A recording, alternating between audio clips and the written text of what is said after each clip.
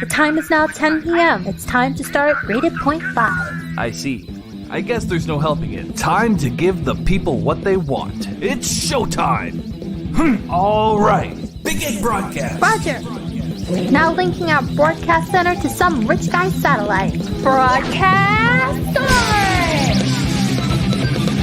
Graded Point 5! Well, feels good. Welcome everyone. Welcome to Rated Point 5. I'm Xavier, Prince of the Internet. Fabulous secret powers were revealed to me the day I held aloft my keyboard and shouted, "By the power of autism!"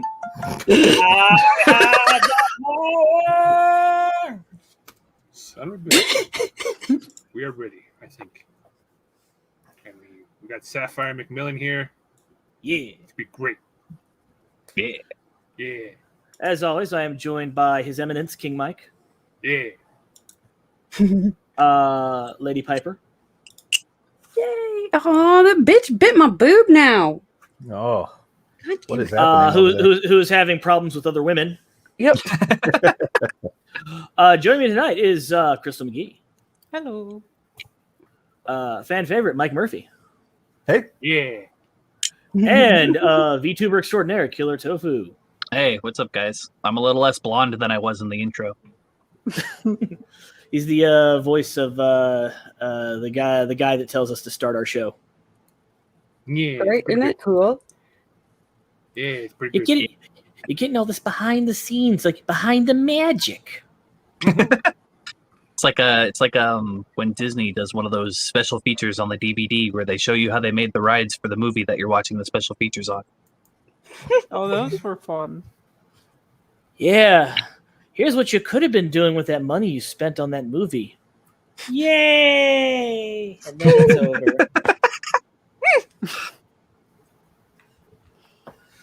Shit. So how is everyone doing today? Pretty good. Just being real fat. Got home. Found out that director Neil Blomkamp is actually working with Gunzilla Games on an unannounced AAA shooter.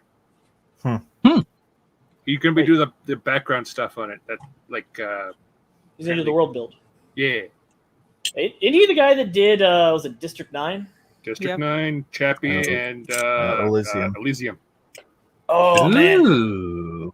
You have my attention now. Oh yeah, if all he's got to do is the background story, and just somebody else just has to make a competent shooter, this could be pretty nice. Yeah, and apparently District 10 is coming soon. The thing is being worked on, the screenplay. Ooh. I would feel much better about that if you had told me that like 10 years ago.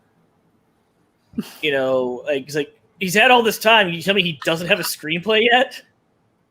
I mean, sometimes you just gotta be real fat.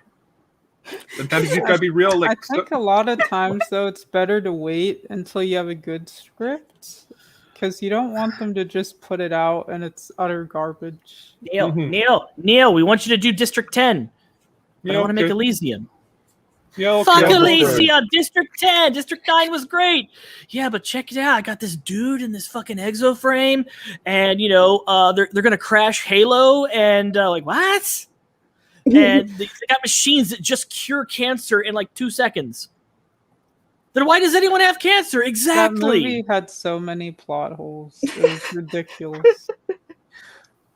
My favorite part of Elysium is what's the name of the actor from District 9? Charlton Copley? Is that it? Coupley or something like that, yeah. My favorite part is how he goes to Neil and he's like, "Hey, Neil, I was kind of a loser in District 9. If I'm going to do Elysium, can I not be that?" And Neil's like, "I got you, dog." And like, he's just like the biggest badass in Elysium. He was like, so good in that movie, though. He was saving it, honestly. Yeah, he was great. Chappie was good too, but I only got about 3/4 of the way through before I had to go drive off somewhere. And my nephew I think it was a little weird. Chappie would have been better if they just went all the way because they were treading the line on like this adult film, and then it's also like a fun, almost not quite family movie, but in that sphere. They should have just gone all out. Yeah, because Chappie was definitely marketed as a family movie. They did, dude. There's people in there with their kids, so they're like, "This isn't a family movie." Yeah, that's almost like all the people that took their kids to see Watchmen because And it's a superhero movie. dude, and Deadpool. That's sad. Yeah. Why is Ferris Bueller having on-screen sex with that lady? Why are my young children having to see Ferris Bueller's ass? A lot of fish. Well, what's the point of movie ratings if the parent, like, there's posters, literal posters in the movie theater. If you just look over to your right or your left, you'll see, oh, it's rated R. And then you'll see it's right on there. It's a little much to expect parents to rotate their heads a full 45 degrees to the right or the left. It's right You there. know? That's like dude, it's like these are your kids you're about to traumatize. Like, you Look, might want to check. That's like expecting parents to actually know what the ESRB means. Look, 7-year-old that's Timmy their was a job, good boy this isn't it? year. He beat San Andreas, so let's get it for him. Let's get Look, him Dark Souls. I've probably told this story on this show before. Like, Selena and I went to go see Watchmen opening day, and as the theater is filling up, a father with 3 kids walks in front of us. No, don't stop. And we're just like, I just looked at her and I'm like, T minus, just count it down. And it got to the scene with Rorschach and the dogs, and you just hear sobbing from behind us.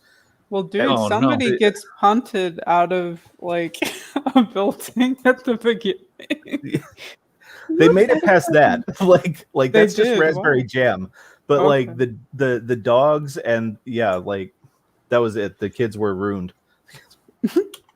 See, I have a funny story. Further along, yeah. Right. I have a funny story about Watchmen. I went to go see it with a friend from church.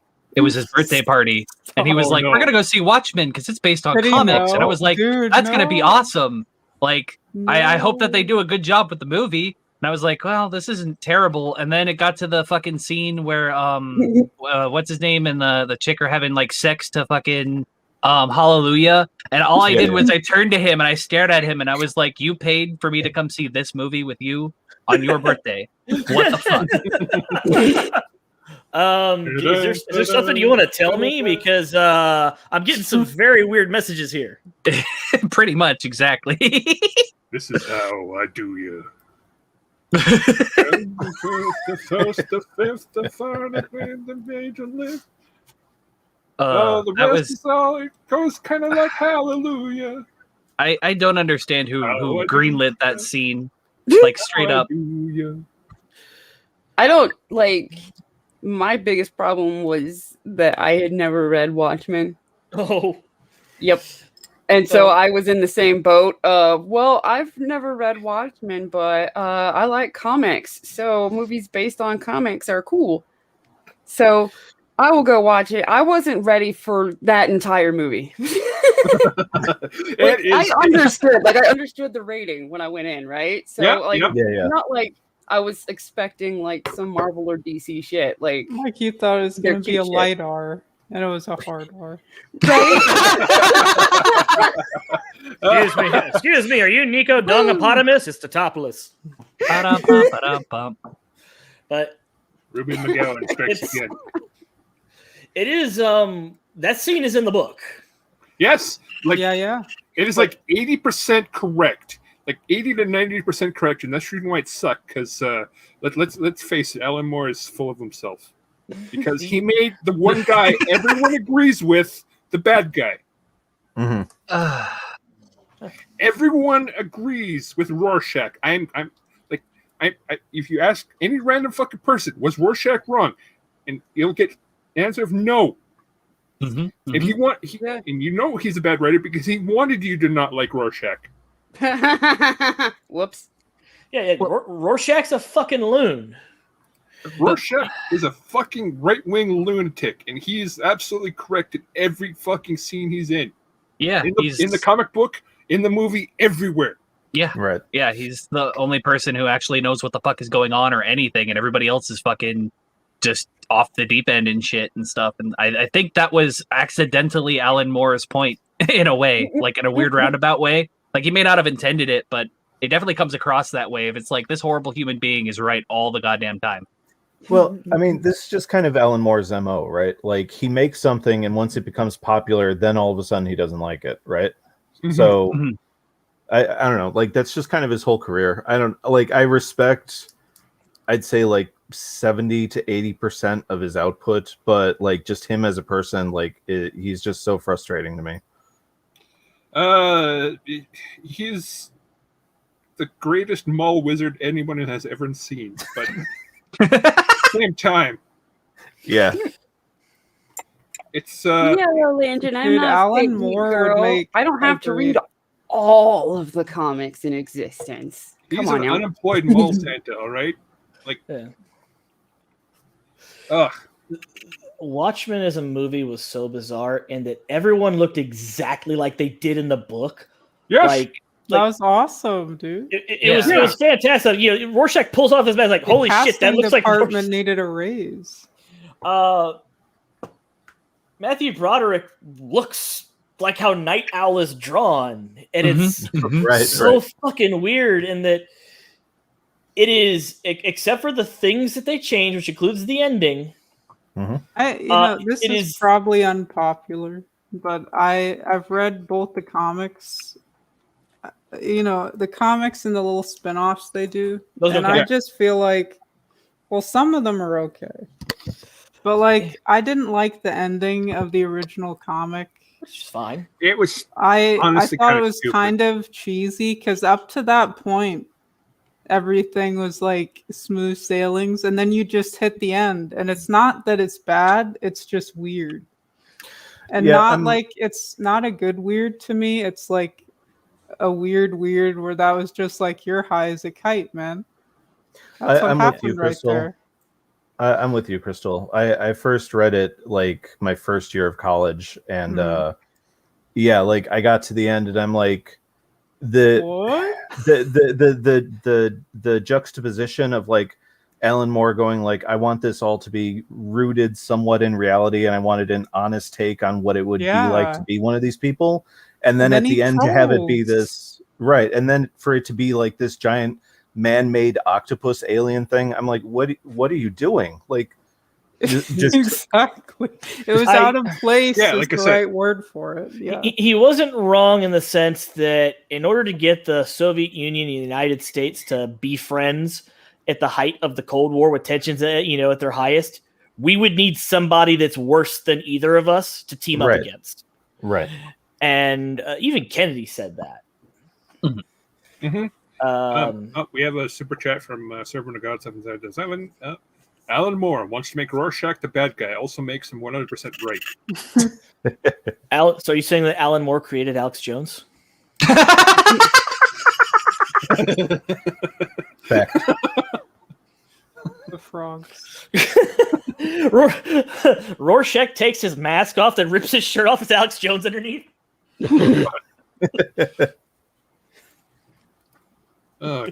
Jones says these goddamn goblins.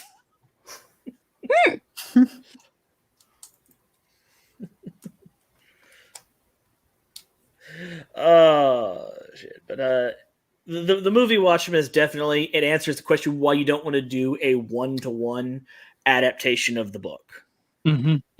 Yeah. There's merit to certain parts of it, but writing a book is a lot different than writing a movie. Even in sequential art, it's even though one comes from the other, it's still very different.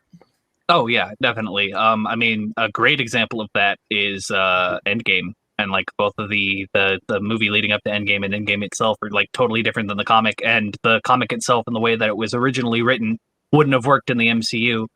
Like it just wouldn't have worked the way it was written and stuff like that. So like the fact that like Watchmen was done so faithfully, it's just funny because you would think that being more faithful to the comic book would make a better movie, but sometimes in order to better sell the story or the scene that you're looking for, it's better to instead take some liberties where necessary and stuff. And Watchmen is definitely a good example of that. Sure. I know I'm the crazy person here. Like when it comes to Watchmen, the movie, like I go all in. Like if I'm gonna watch it, I watch like the 4-hour cut with like all the stuff added back into it. Yes. Yes. The Tales of the Black Freighter. Yeah, oh yeah, man, with Preach, fucking Mike, Gerard Butler preach. narrating that shit. So good. Dude. Not to mention the extended fight with those goons in the alley, and they're just busting ankles, dude. That was nice. Oh, and the whole thing with when the goons take on the Golden Age Night Owl, and he as he's getting his ass beat, he has all those flashbacks. Yes, that was cool. It was also really sad. It was. It's a really heartbreaking scene. But it adds so much more to the movie. Oh yeah. Yeah.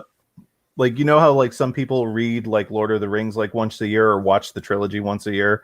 Like I watched the 4-hour cut like once a year. Yes, dude. Yes. I can only watch Fellowship if it's the extended, because Fellowship theatrical is a very boring fucking movie. Sure, I get that. Like, I saw it in theaters, and I actually had to step out of the theater to take a break from it periodically, because it was just... Oh, wow. It felt like I had a lot of shit dumped on me, and this is only having my experience with Tolkien having been, we read The Hobbit in school, and I grew up with the Rankin Bass cartoons, and the Frazetta one, where they rotoscoped real people to do the fight scenes. Yep. Yes. That was my experience with Tolkien. So that when the trailer first came up, I knew right away, like, oh, they're doing Lord of the Rings. But I couldn't do Fellowship. I went and Two Towers is a lot easier to do theatrically. Return of the King at that point is like, I just wanted to be over. Okay. What? We have very different takes on these movies, man. Like the extended ones are just far better and just far easier for me to sit through. Sure. I enjoy the extended ones, but again, it's that thing of like I can only do them like once a year just because of like how much time. Mike Murphy, what's your opinion on this? I think obviously film you're watching, Optimus. Yeah, that happens right different before the website. potato scene. Right, yeah. Mo Naked Host. Yeah.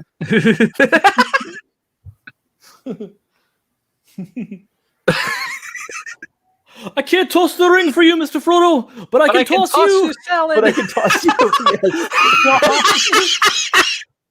That's criminal.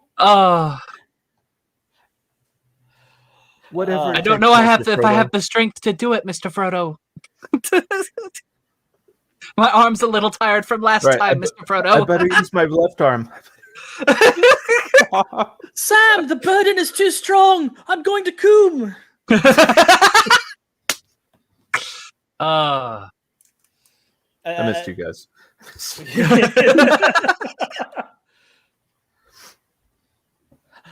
How high are you? No, Gandalf, it's high. How are you?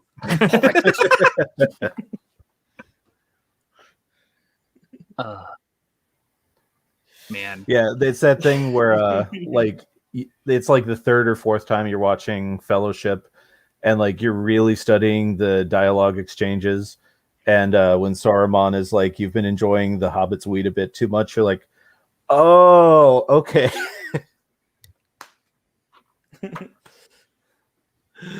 What would you call what name would you give to Hobbit weed? Well, I mean, it's just called pipeweed in the book, but Right, pipeweed. I don't know. It depends. Is it a sativa or an indica? If it's an indica, I'm calling that shit Sauron. If it's a sativa, I'm calling that shit White Wizard, because like The Red Dragon. Yes. Check this out. I've got this blunt loaded up with the Gandalf the Grey, this blunt loaded up with Gandalf the White. I'm going to take them both at the same time. Dude, that's fucking madness. Light me up. You shall not pass. No, you will pass, because you have to pass me the blood. Stop bogarting it, Frodo.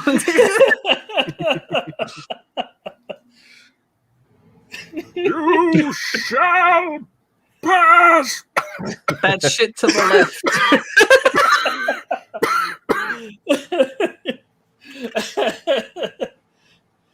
Halfling leaf? That's a pretty good name for it, honestly.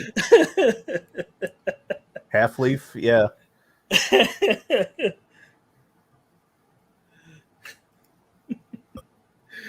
Dude, I gotta wonder how potent that shit is, though, because like Gandalf was constantly high, so either it's like dirt weed, or like Gandalf doesn't have any cognitive processes left.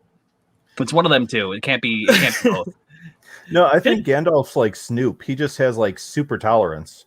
Mm-hmm. Oh, okay. So, yeah, that makes sense then. So Gandalf probably has like little dudes who live inside of his bag that harvest weed for him. Yeah, like he's got a little pocket dimension. Yeah. He also uses those to summon Mothra and King Caesar. I found these on one of my travels. Gandalf, Mothra says she cannot help you, defended Middle Earth. I remember that meeting. Gandalf, Saruman, Snoop Dogg.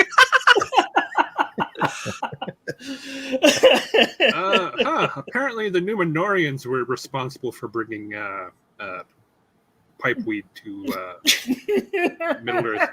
Those damn Numenorians. Correct me if I'm wrong, but aren't the Numenorians? Never mind. I was hoping somebody would jump in there, but never mind. The most noble race of men during the First Age. Mm-hmm. Oh, right. Those are the guys that lived for like 1 million years. Yeah. Mm-hmm. Aragorn is like a descendant of, and that's why he's like 120.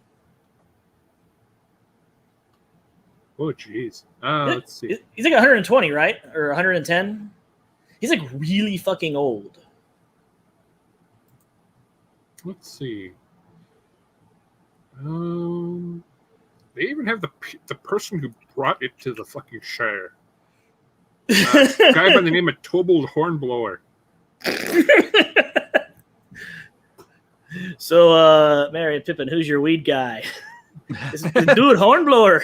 He's got some crazy shit. We got that Hornblower hookup. So let's see. We got the fact that Tolkien thought all the way through to who brought weed to the Shire. They called it Longbottom Leaf, Old Toby, Southern Star, and South Lynch. That is quite the names. Also, I think like 3 of those are actual strain names for marijuana now.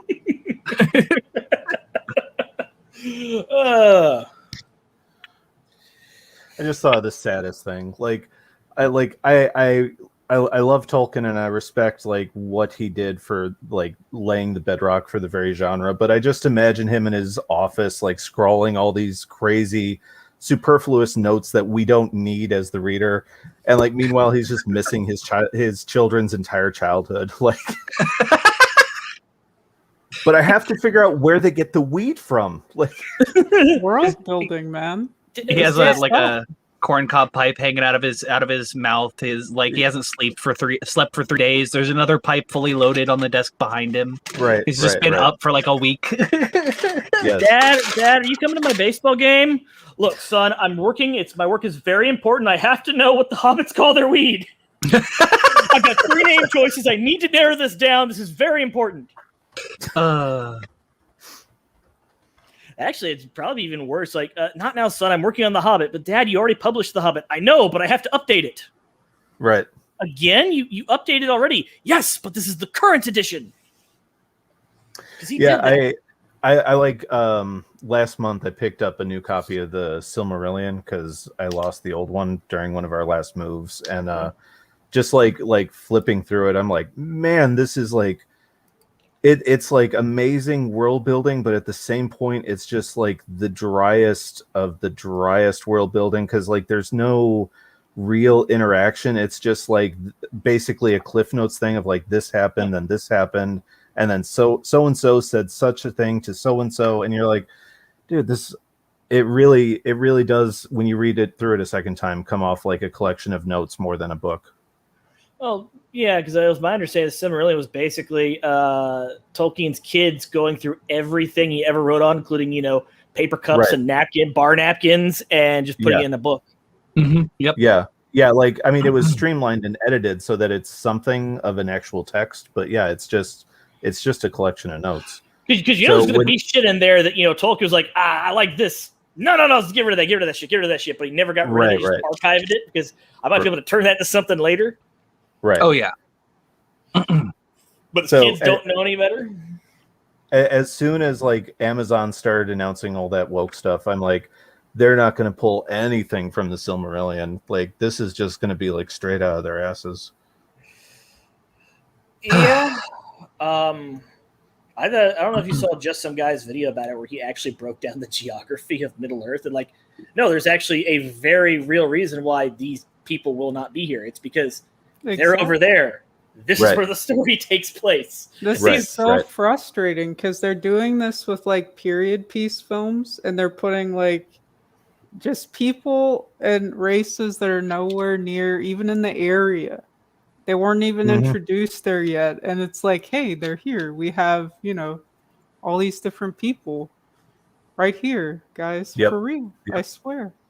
It's like, guys, stop it.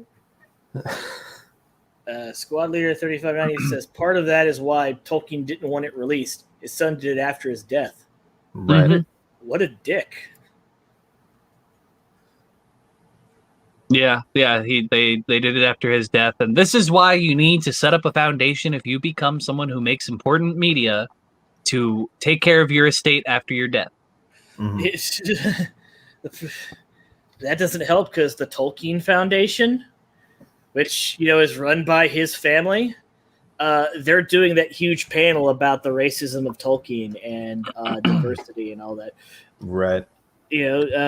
Just some guy goes up to his channel. He did a video on that too. He got into a fight with him. Don't have it be family members. Have it be people who actually care about your work. Because it sounds like Tolkien's family didn't really care about what he did. He only sets you kids up for life, and you're grubbing for more. Come on. That's why places like the Charlie Chaplin Foundation are fantastic.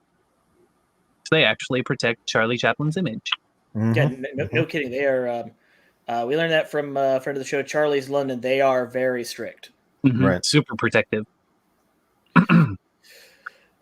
You know who's not protective over their IP though? Besides, the Tolkien family, Mattel. Yes, this is true.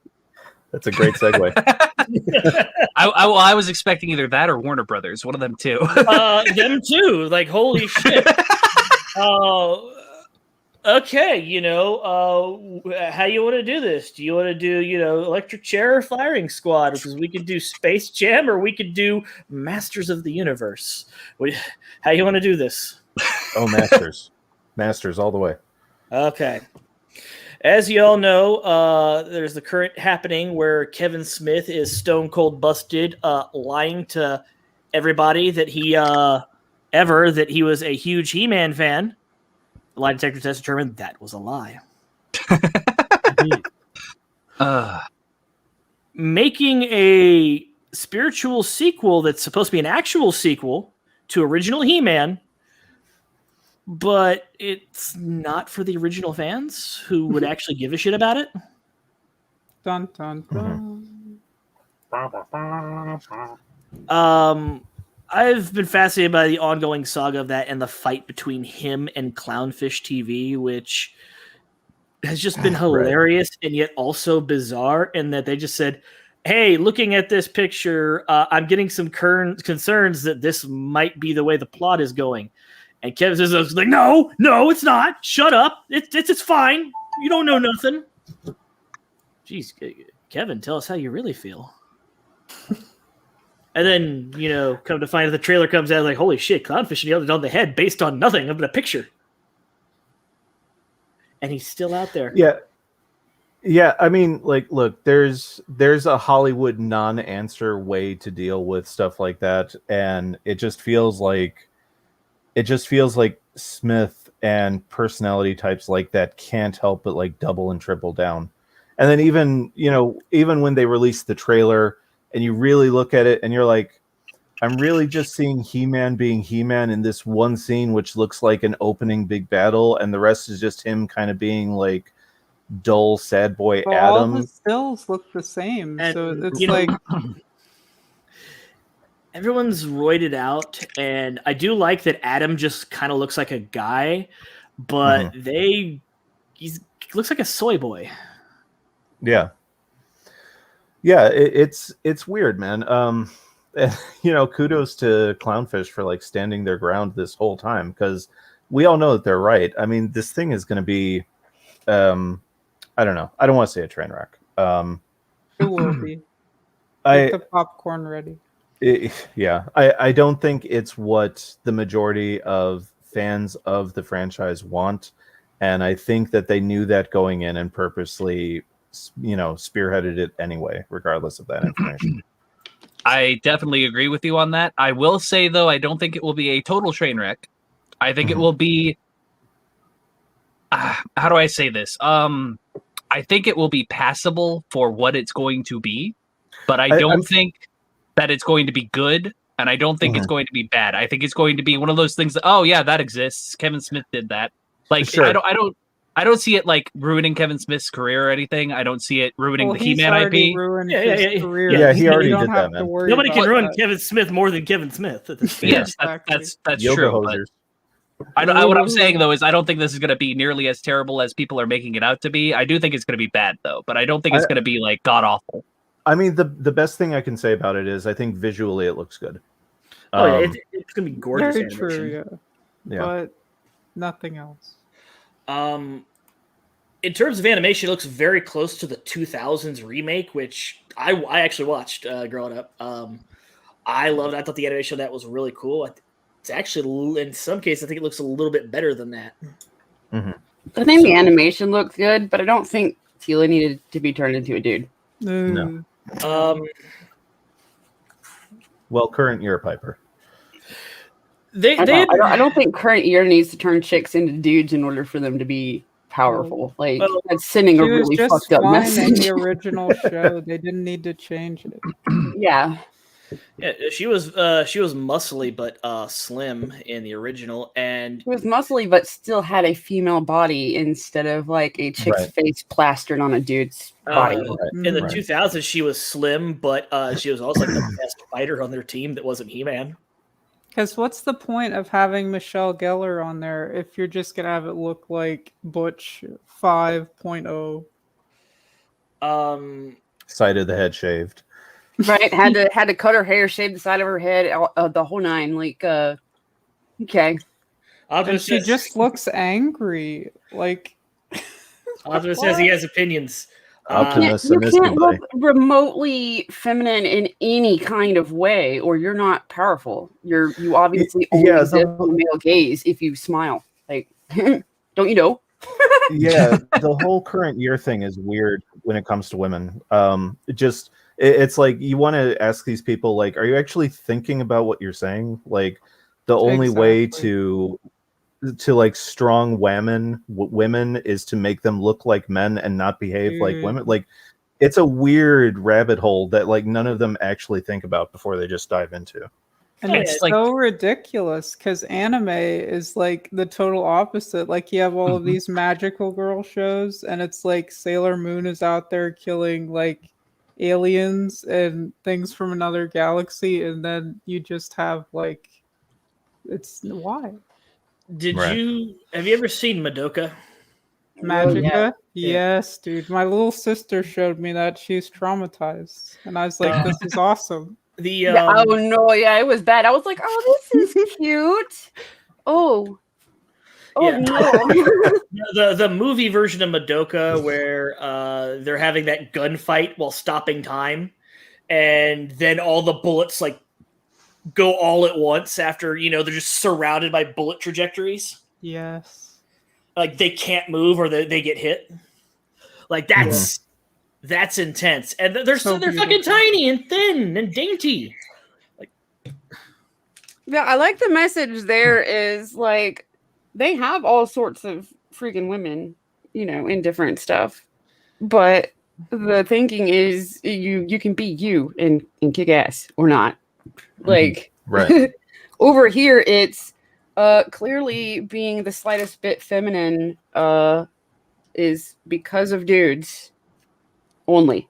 Like, and Free Range has got it. Like, they do the toxic masculinity, but then want chicks to be like that.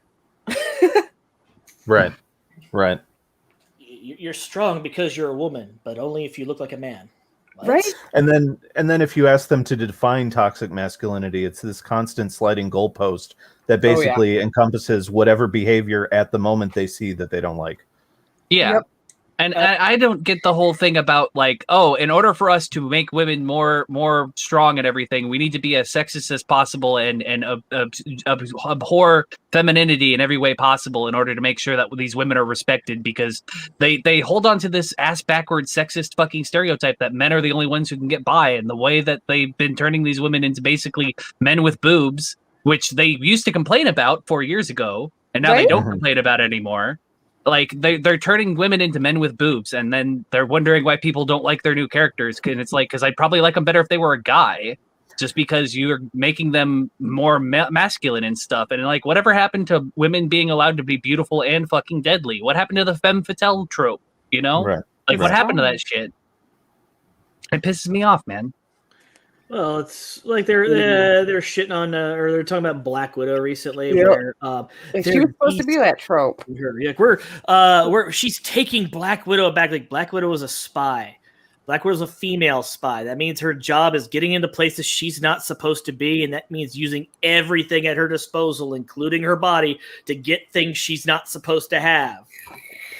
Right. I saw this tweet. I can't remember who it was from, but like they were basically making the argument, and it was like a series of like, you know, moving from one movie to the next of like more and more clothes being dumped on Scarlett Johansson as the years went on, and how that was a good thing. And I'm like, but you fundamentally don't understand the very concept of Black Widow.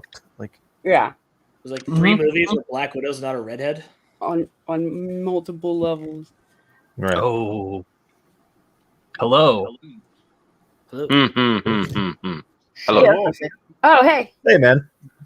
I am on mobile. I may sound like shit, but I wanted to come in and have Sound pretty opinions. Oh, okay. Appreciate that. Hi, everybody. Hello. Hey. Shalom. So, how's everybody What doing? opinions do you have? Well, let's see. You were talking about, you know, T-Land, the Masters of Misogyny, or whatever, you know, it's being called.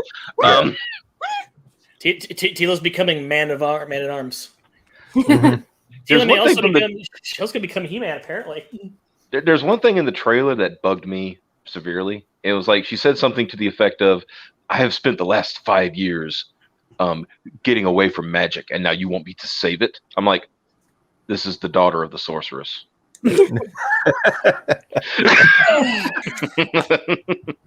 I am not the sorceress. Yeah. Oh my god. That's when you get caught not reading the material. Right? I was like, she's the friggin' daughter of the sorceress, and I don't believe in magic anymore, even though I've seen all this magic around me all the time. Right, my entire life. Tila, come! We shall go over these college brochures together. Would you desire the egg rolls? Come, Beastman! We shall attack Castle Grayskull. Then we shall take possession of the college brochures. He-Man. Okay. Guys, Higher straight education up. is important. We can't let Skeletor have it. Okay, straight up. Okay, and especially to the females on the panel here. If your mom was a sorceress who could turn into an awesome hawk and could teach you how to do that shit, would you be ignoring it? Fuck Obviously no. not. Yeah. I know in Piper she'd be like, "What else can I turn into? Can I turn into a wolf, Mom?" Yeah, I would be Mom, like, all Mom, right. Mom. How old do I need to be to do that, Mom? When are you going to show me how to do that? You know that? Remember the episode of Simpsons where Homer was getting electric shock and he just kept going, "Mom, Mom, Mom." That would be Piper. Piper would be following her all around. Mom, Mom, Mom. Can I turn See into a that thing wolf, you did? Mom? Yeah. Look, I'm just not What about Wolf? taking magic anymore, but magic is the thing at Castle Grayskull that Skeletor was fucking let him have it. God, what's the big deal? Mm-hmm. I mean, have you guys seen Castle Grayskull? It kind of looks like Skeletor already fucking lives there anyway. Just let him have it. God. Serpent Mountain, let the Snake Men have that. Maybe we could just fucking put this conflict behind us if we just give everyone the right house. You would think, but knowing Skeletor, he'd probably still find some reason to be pissed off about something and want to still fuck with Adam for no reason. I finally have Castle Grayskull! Now, Sir, there's no indoor plumbing.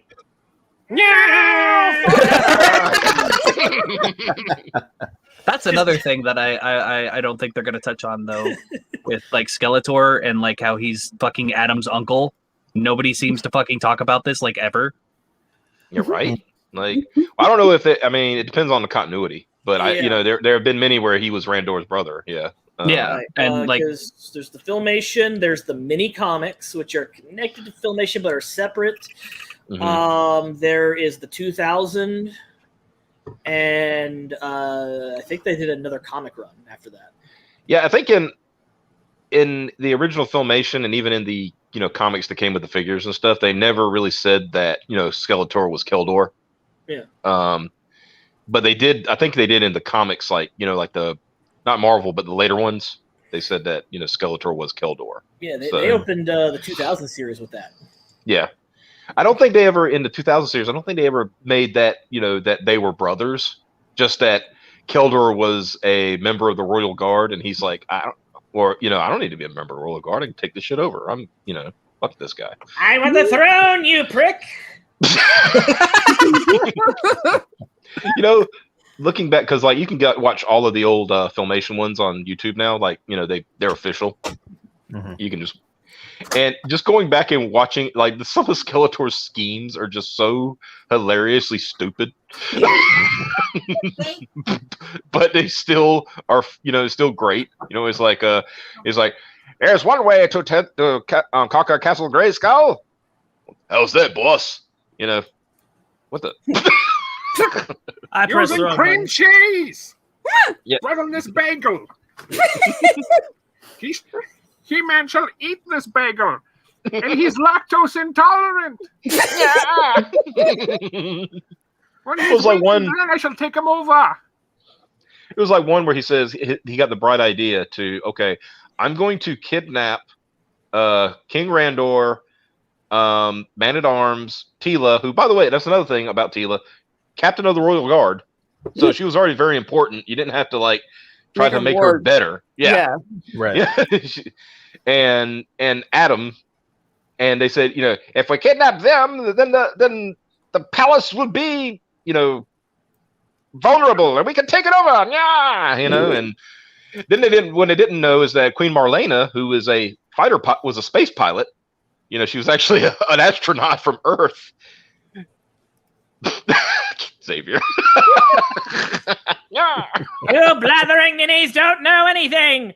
Once we place this bagel amongst the tray of treats, King Randor will fall into a deep slumber, and then we will take Castle Grayskull. Wow. You swapped out that image quick on your Abby, dude. Yeah.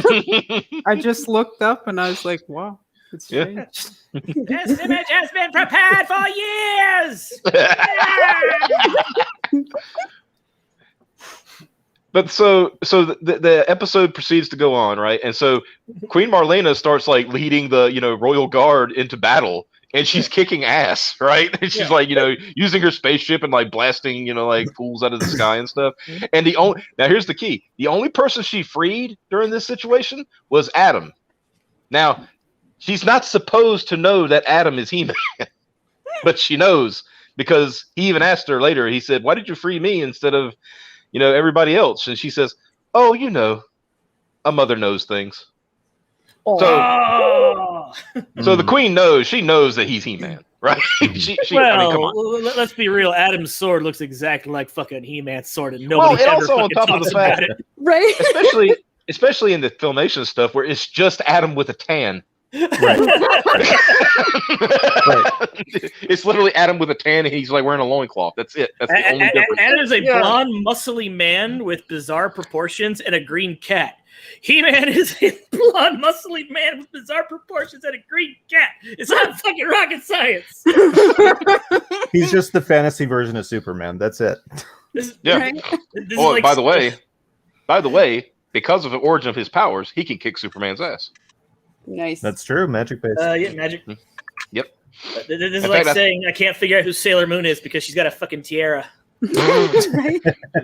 Wow, she looks just like that Serena girl. I still call her Serena. I tried to pronounce her Japanese Usagi. name. I'm like, yeah, no, I'm not doing that. I'm not doing that. Why? Okay, just be a weirdo. Just say bunny. He didn't have a 10. He got hit with lightning. Oh, that's what it is. Okay. Oof. Okay, I'm gonna say this for squad leader. I am not nice. I am evil. From the Christmas special. Yeah, it was the Chris. It was that's another great one. You know, that makes no sense. It's like suddenly, like because Skeletor hates Hordak so much, right? Mhm. He starts helping out orphans. I think, Fuck you, Hordak! It's Christmas. And they was like, "Thank you." They started calling him Mr. Skeletor, and they were like, "Oh, you're so nice." And he actually smiles, and he goes, "Wait, I am not nice."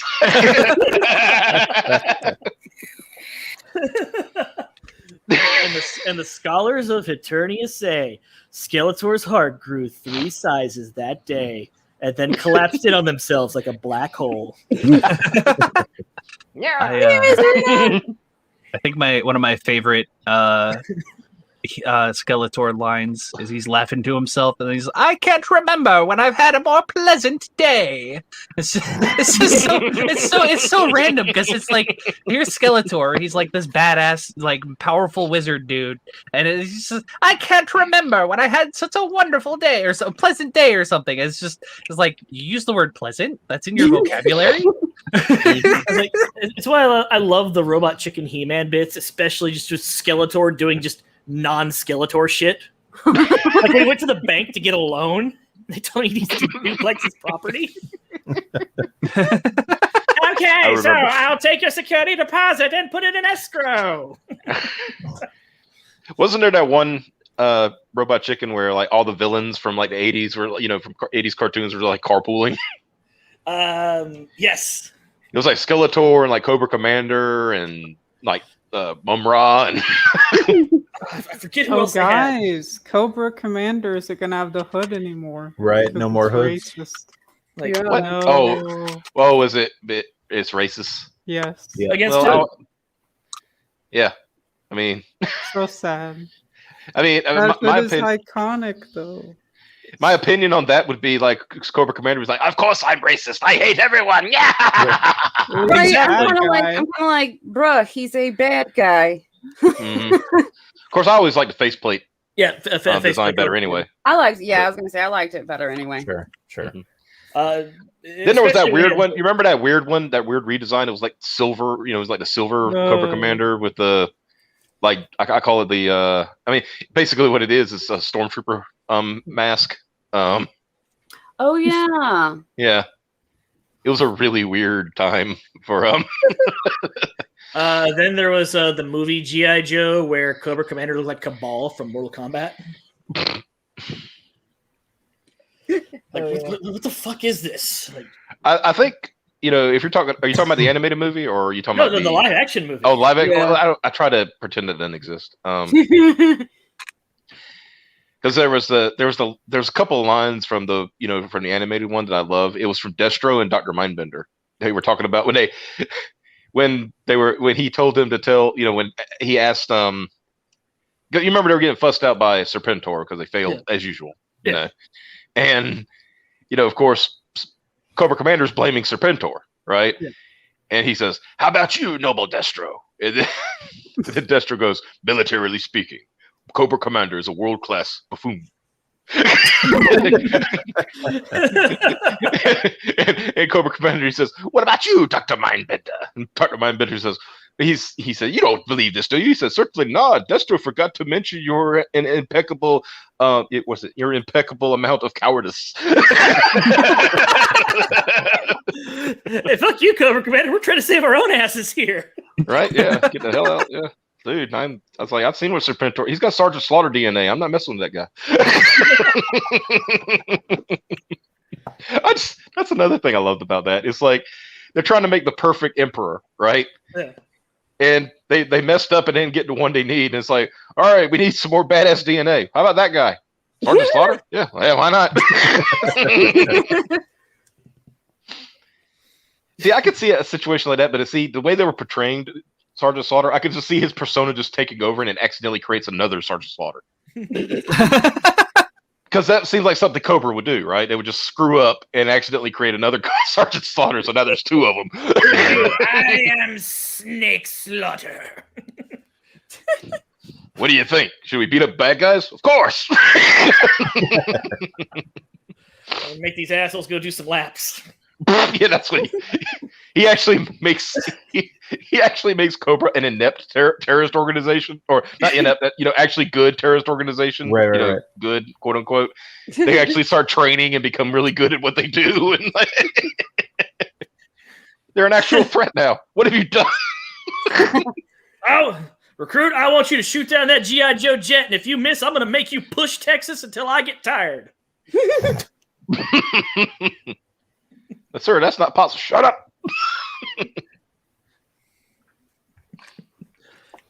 It's an episode of Deep Space Nine where those autists tried to sell out the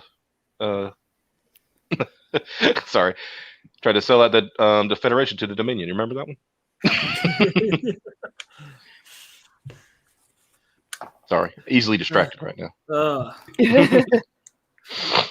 Speaking of distractions, how about tabletop games?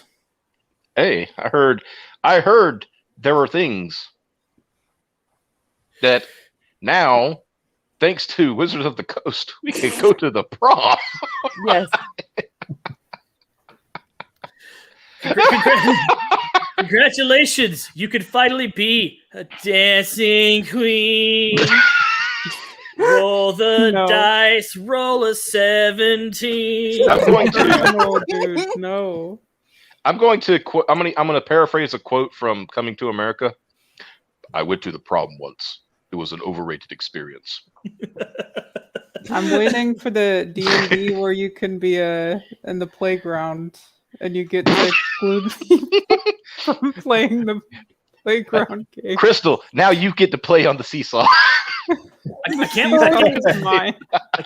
wait for the campaign rule set where you spend the early part of your life as a badass adventure, then you get married and settle down to a dead end job you fucking hate, and then you find out that your wife is cheating on you with the fucking Argonian next door, and she takes you to court and takes half of your shit, and you never see your fucking kids. They don't want fantasy. They just want real life. They just want everything to mimic real life. They want everybody to be miserable. That's I love that they went from evil layers having wheelchair ramps, and right. I guess like disabled parking. Now I did see some stuff that makes that good. You can put the disabled sign on your dragon. Yeah, right. Around. I did see somebody make the wheelchair argument good, as that there's a big wheelchair accessible sign. They're just ramps coming in, but not out. I mean, that makes sense. It's like, okay, to cross the streams a little bit here, since, I can use this because it's fantasy, but it's like, everybody gets mad at Skeletor because he doesn't have, handicap reps on Snake Mountain. He's like, I'm evil. What do you want from me? I want you to adhere to OSHA code. That's going to be a violation. I can't take these violations. Do you know how much this is going to cost me? It's $1,000 a day. I'm on a fixed income. Who's his science guy? Was it Triclops? I think it was Triclops. Yeah. So he's trying to tell you Warhammer. They themselves. No. It was Triclops or Trapjaw. Okay, so yeah, he's getting Triclops and Trapjaw to like make handicap ramps on Snake Mountain. It's like He-Man's wondering why hasn't like Skeletor attacked in a while. He's just like trying to bring Snake Mountain up to code.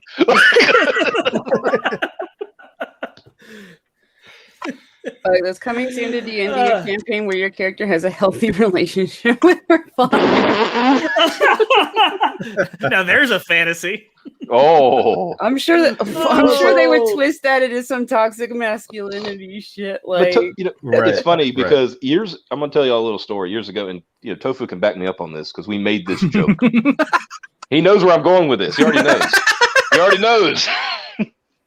There was this, anybody who knows us, we make fun of the Matt Myers guy, the Myers Twitter, all that stuff. Yeah. We made a joke that this guy is so boring that he would play himself in a D&D campaign. Yeah, there you go. That he would just literally like, when you're going through and like telling what your character is, what the stats are, and he's like, well, okay, what are you? I am Matt Myers. I am bald. I wear glasses. I have a goatee. So this is where we're heading. They literally made this happen. Yeah. Do you have any special class features or abilities or feats? I paid $10 to post on a forum. Yes.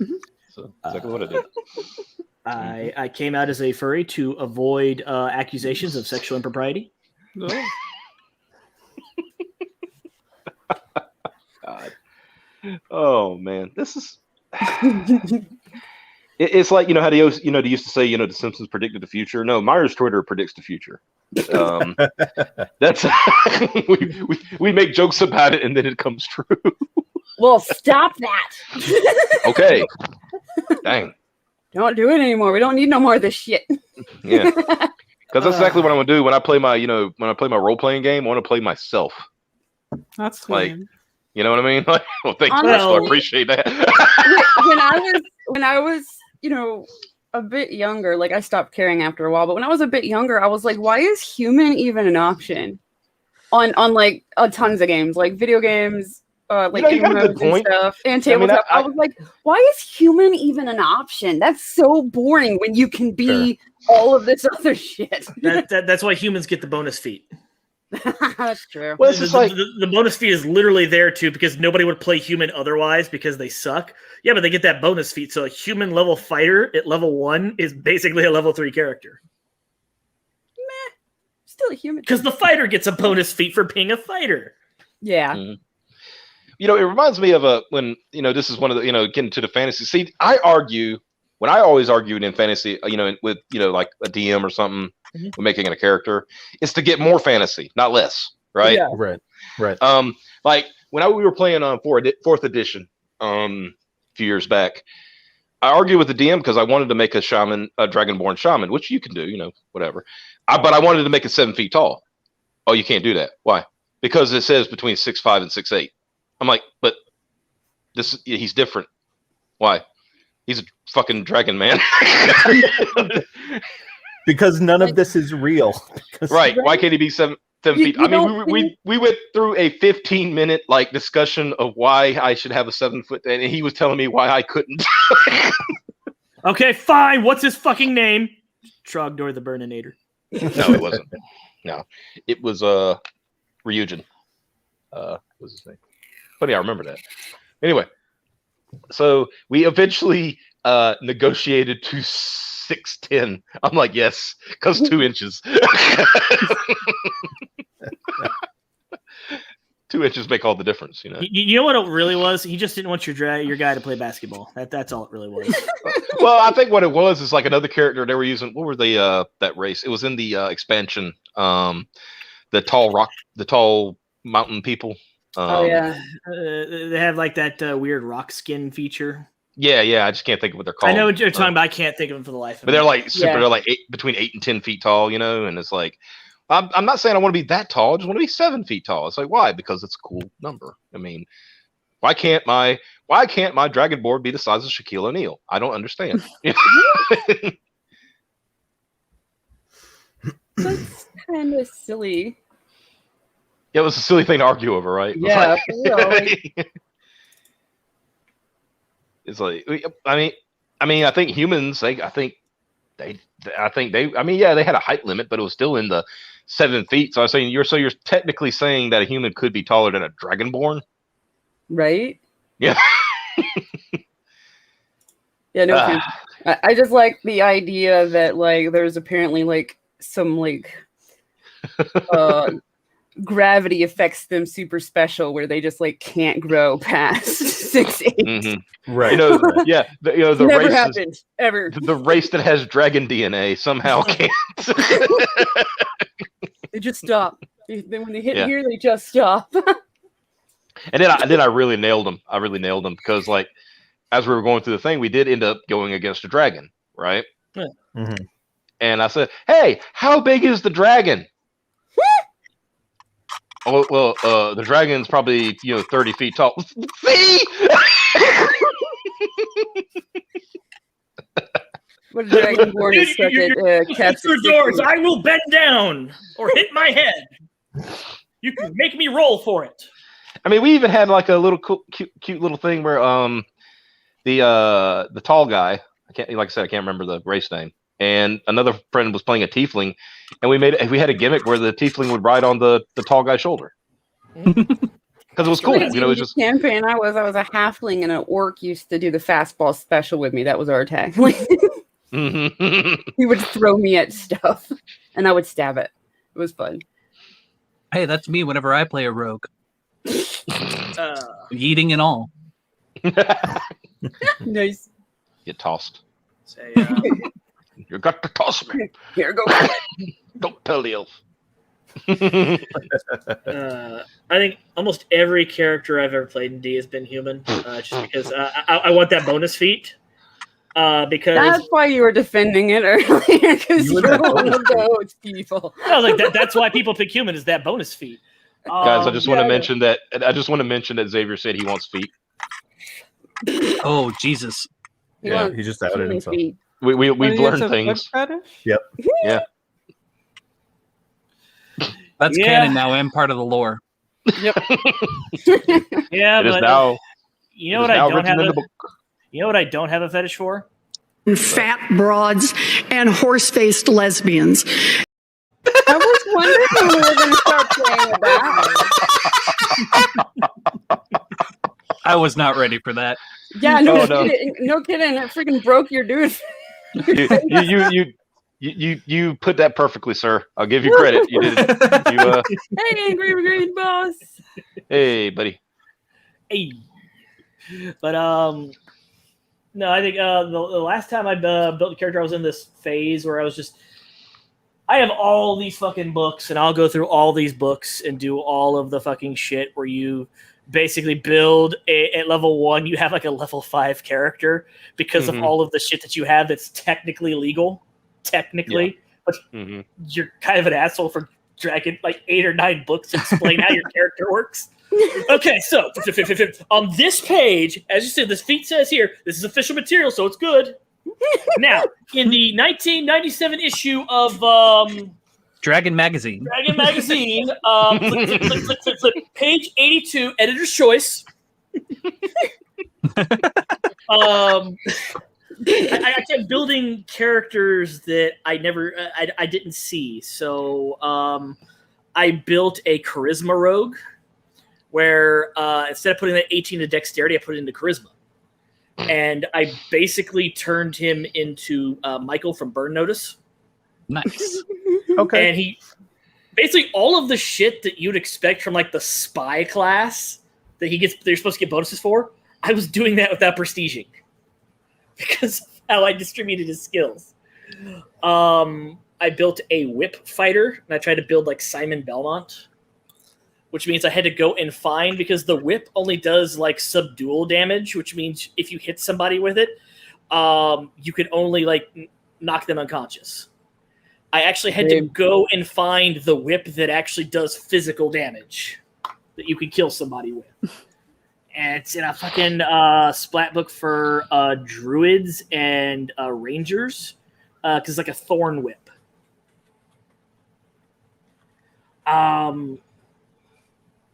I built an insane wizard that kind of when he grasped Infinity at Magic School, he kind of didn't quite come back.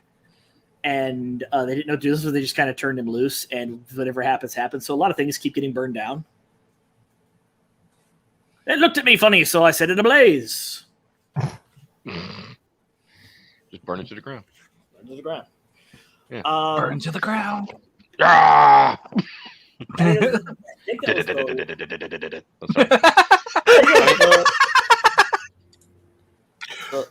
I just thought, I just thought we needed a really cool, guitar riff there.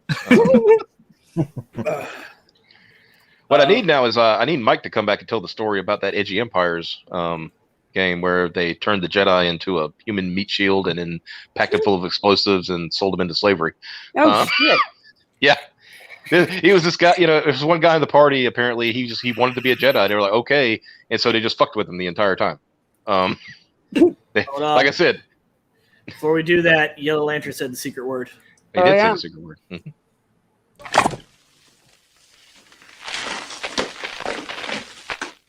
Cocainum.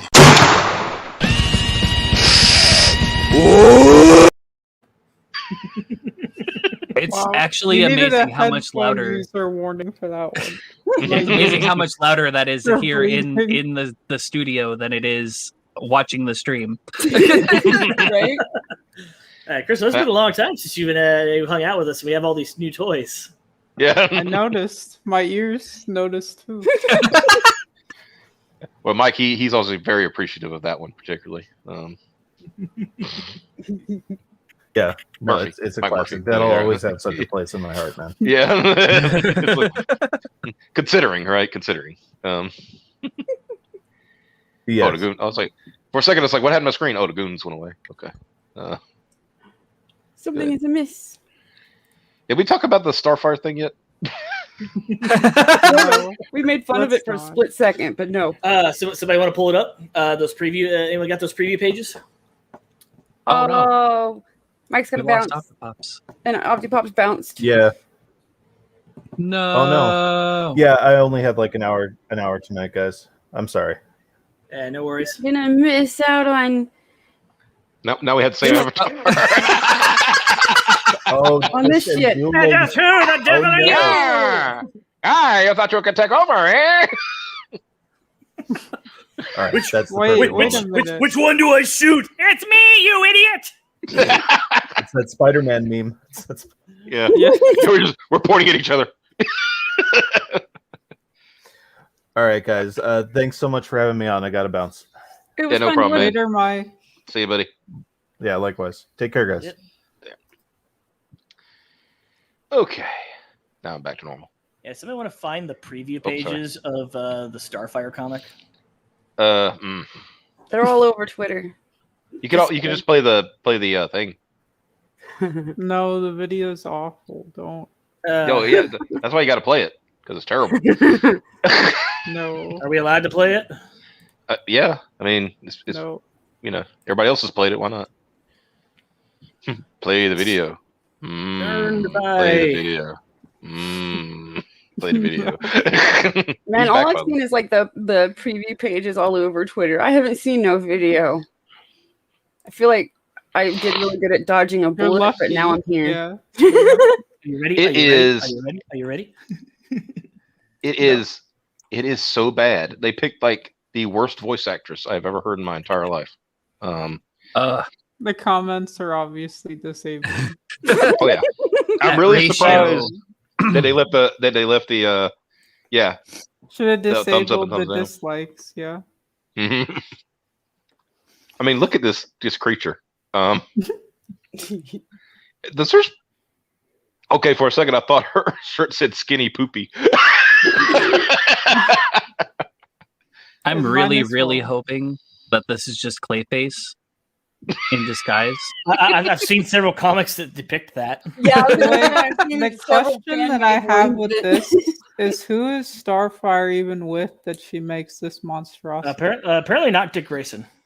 Not Dick Yeah. Well, Grayson. obviously not. This is But like, she loves Dick. She can't live without Dick. Yeah. but Dick, I like, need do they Dick. even explain that in this awful series? I don't they know just if they gloss do. over it. So I think it releases tomorrow, so I guess we'll find out because some intrepid individual Not is like going a to buy plot it. twist. They're going to buy Would she like date like Penguin? It's going to be Penguin. You're right. It's going to be Because that's Maybe it's that's what this Clayface. looks like. Clayface was pretending to be Dick and made this. I think one of my favorite Starfire bits is when she questioned Dick Grayson about the fact that his name is Richard. How does one get Dick from Richard? You ask nicely. Nice. All right, play the thing. Let's play the thing. No sound. Damn it! Oh god, the trailer. I could just do my own voiceover. That's the thing, Michael. It is. That's what's sad. Yeah, pretty much. It is better than the person. But Still no sound. the opposite of my mom. Here it is. Oh, there we go. Fly and shoot star bolts. I can't do any of that. Now, Blackfire, my evil aunt, shows up and tells me it's time to meet my fate. So now I have to battle her for the throne of Tamarin, wherever that is. And since I'm not my mother, what happens next is going to be totally messed up. That voice doesn't match that character design at What all. happens next is going to be totally messed up. Yeah, what? Ugh. Why didn't they just get Raven's voice actress from Teen Titans? Now you can't know afford that this is a picture from the book. Yeah. Obviously. Trash. Trash. Oh yeah, trash. I like how somebody turned off the line work layer before it went to print. I made that comment on Twitter. Dude, trees were murdered for this, dude.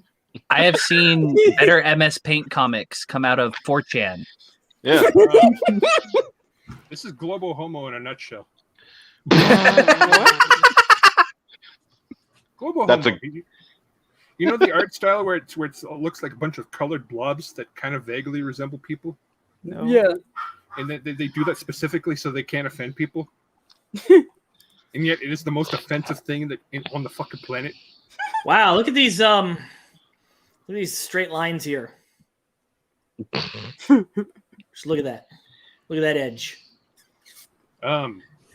All the edge. It's my style, okay? I mean, like, come on. It is. It's stylized, I can do it, but men who draw comics can't. I'm not gonna lie. The most detail I see in this image here is on these fucking teeth. I was gonna say that too. Well, Yeah. they did a good job on her teeth. Yeah, why does Blackfire have fangs, right? Yeah. Why not? Now, what gets Vampires me are in right now, dude. what gets me here is that the girl's name is Mandy Coriander. No. Coriander is Starfire's real name. That's her whole name. So it'd be like It's not a Mandy last Ander. name. Like Mandy Ander. Mm-hmm. If anything, it would be her civilian name on Earth is Corey Anders, Mm-hmm. right? That's what she calls herself on. It is not like her, his last name is Coriander. I'm like, no. Your daughter's name is Mandy Anders. That's gonna get bullied. Yeah. Oh, well, everything makes sense now. Except for this chick's voice. Why is she so fat? Because the writer is fat. Yep. Let's be legit. Let's be legit. I like even in this image right here, right? I guess it's showing where she was younger. She's still fat. My daughter likes these sweet things, so I brought her many sweet things because I wish her to be happy. But what I don't get though is that she's still part alien essentially. Mm-hmm. So I would think like things would work differently. I don't know. Like I would think she would still have the alien look. Instead, she's like a fat dwarf. She's apparently super strong. And she's got a skin condition. And a skin condition. Yeah. I just don't get how a 12-year-old girl has liver spots. They could have still done this eczema. goth this goth thing that they have going, but they could have had like a tall and lengthy goth. Like they do exist. You They're know, out there. if you're gonna do this kind of goth look and you've got that skin condition, shouldn't you just like do the thing where you bleach your skin or you put just a foundation all over the place and just go white? Yeah, you'd think, right? But I mean, foundation is expensive. But on the other hand, she's going goth. Why? Being goth is the most. But expensive... also, she's fucking rich. Yes. Yeah. Being goth is the most expensive fashion on the fucking planet. Next to being gothical, like you add more adjectives, the more expensive it gets. You're gothic Lolita. Let's get away from that. This is better. Yeah, there we go. This is part the of the best panel trailer. in the entire book. Yeah, Nice. just nothing. Yeah, it's great. DC should have stuck with Nightfire from Kingdom Come. Yes, absolutely. Yes, the actual daughter of Starfire and Dick Grayson. Yes, looks like actually looks like a half human, half Tamarin. Like. Because the alien DNA would cause the features to be different. I don't understand how she's like that short. Like that's not even right. Like there's genetics. The writer is working through some bullshit.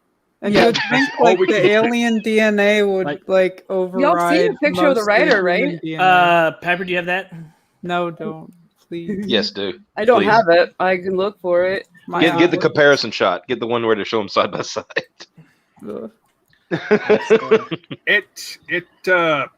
It becomes vastly apparent why Starfire's daughter is a short little brunette dwarf. Oh, it is 100% a self-insert. Here it is. Mm-hmm. That is a YouTube video, though. I want just a picture. What the fuck? I get their names right there on screen. Mariko Tamaki. Yeah. Yeah, I just didn't want the I wanted the side-by-side picture, just not this one. Now, this In goes Google without Images, you saying, right-click don't and- bother these people. No good will come from it. Leave them. Well, they already got you blocked anyway, so don't worry about it. What's happening? I was just he doing was- my due diligence, covering our asses. He was doing a Richard C. Myers says, "Don't contact these people." Yada yada yada. Oh. Hey guys, it's your boy Xavier.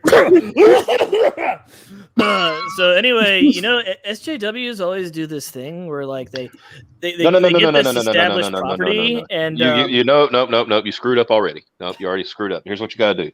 Hey everybody, it's your boy Zach. Okay, Yeah. so you know how when you're cooking dinner, right? And sometimes exactly. You have to That's how you gotta spend do it. 10 minutes talking about something else and then get to the title of the Mhm. video. and then plug your book at the very end. The very end, or you give the book update at the beginning and then you Oh talk my about God. and rambles about stuff for 20 minutes and then you get there. Dear Lord, why? She's straight up. Inserted herself. Not Put herself in the boat. question here. Is this Yes. chick actually Asian? Canadian Asian. Yeah. Okay. Yeah. Okay, Canadian? I can kind of see it now in these Yeah. photos. Okay. Canadian. It's there a little She's bit. Canapanese. I you know what? I'm not gonna. Okay. I'm gonna say this. I think I saw it today. Where she's Canadian Jewish and Canadian Asian. What? And I'm gonna leave it there. That I'm sounds just gonna. like a joke, dude. It is not a joke. It's serious. That's like a bar joke. Dude. Oh So my god. Canadian Jewish. Keep and a scrolling, keep Canadian scrolling, please keep French scrolling, keep person scrolling. walk into a Thank you. bar. No, Thank you. go. We're okay. No, go back and click on it. Are you talking about this? Yeah, that one. Look at that. Why is that a thing? Somebody wanted it. Oh my god. Okay, so she is. Who tweeted this? I need to know. Click on it, dude. Yeah, we need to see the tweet. Like this came. We need to know who to link. Click on it and be blocked. Wait a minute. Is Yeah, it the you're actual artist? Did the artist? Oh no! That is the actual Click. artist. Click. Oh wow! Yeah. I don't show anything over here. What happened? Here's a character sheet of our girl Mandy. What is getting sucked in there? I hope that's that fucking mosquito just got sucked in my little fan there and died.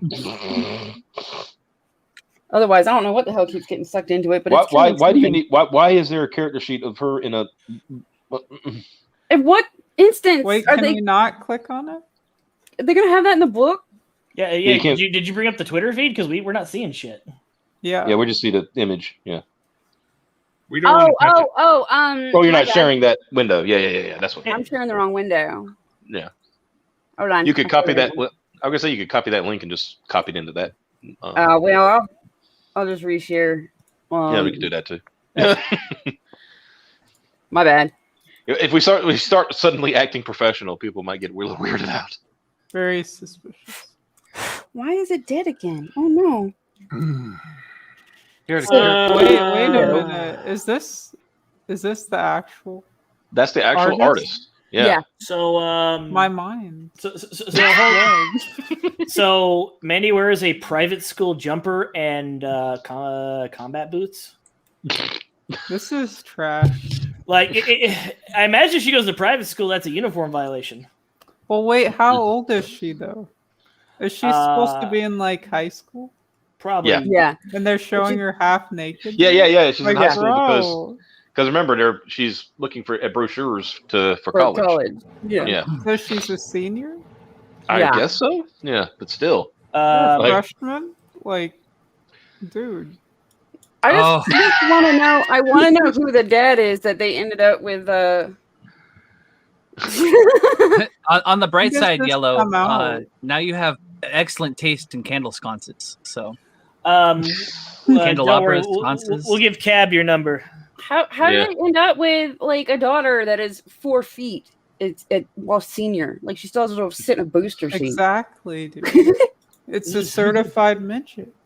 She is working through some bullshit because she's Japanese Canadian and she's Japanese Jewish, and up here, both of those tend towards the small. It's unfortunate.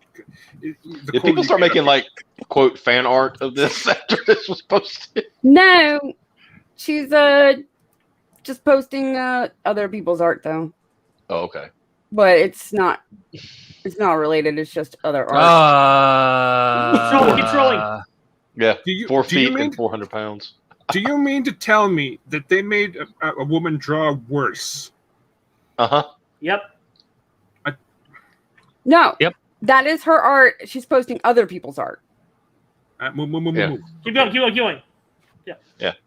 Don't show that one. Quit showing that one. We keep telling you to stop, and you keep doing it. I'm showing you that none of this is her art. It's other people's art. Yeah, we got it. Okay. But yeah, that. And they all kind of suck. So maybe that one. That one's okay. Yeah. Now my question is, if they shared that character sheet, what did they draw and they didn't share? Right. Stick figures. Well, no, I'm talking about stick figures for the private collection, if you know what I mean. Oh Jesus, I don't. Come on, dude. You know. I don't even. Why did you have to put any of that kind of thought in my head? Thank you. Because you know they did it. Now. I know they did, but I wasn't thinking about it. That's the thing. But now you are. You're trying to it's all your fault. That now. I think we all need a mental cleanser. Here, let me see. Let's see. Yeah. I need a bump of some cocaine is what I need after that. Get Joe Biden in there. We need the good stuff. Come on, man. That's like saying before you got in this program, if you take a test where you're taking cocaine or not, what do you think, huh?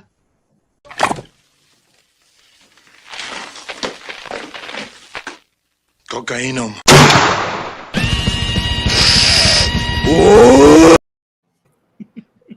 Dishwasher salmon. Oh, what a thing to come back to. Right. The flavor of kings. Oh, it's terrible. No, I just heard about this. I just heard of this for the first time on Twitter, like the other day. And my court makes me for this all the time, and I hate them for it. I refuse to believe this is an American dish. I've never heard of it. and I think It's not. I think they proved that like whoever posted they were like a Russian or something. I was about to say, well, for one thing, it's being put down as American here, but when I heard of it, they had posted something in the way they were spelling things like, that's somebody from the UK. I'm telling you, man, you just run it through the dishwasher, those little finish tabs with the Powerball, locks in a lot of flavor, just brings it right out. Hey, Xavier, dishwasher, no, dishwasher, oh, dishwasher, oh, dishwasher, yes.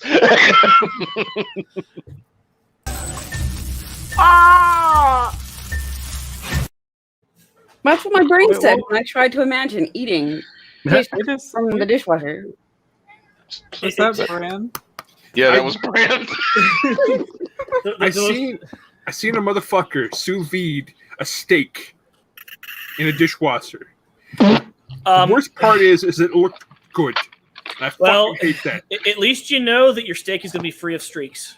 Mm-hmm. Oh. What you says?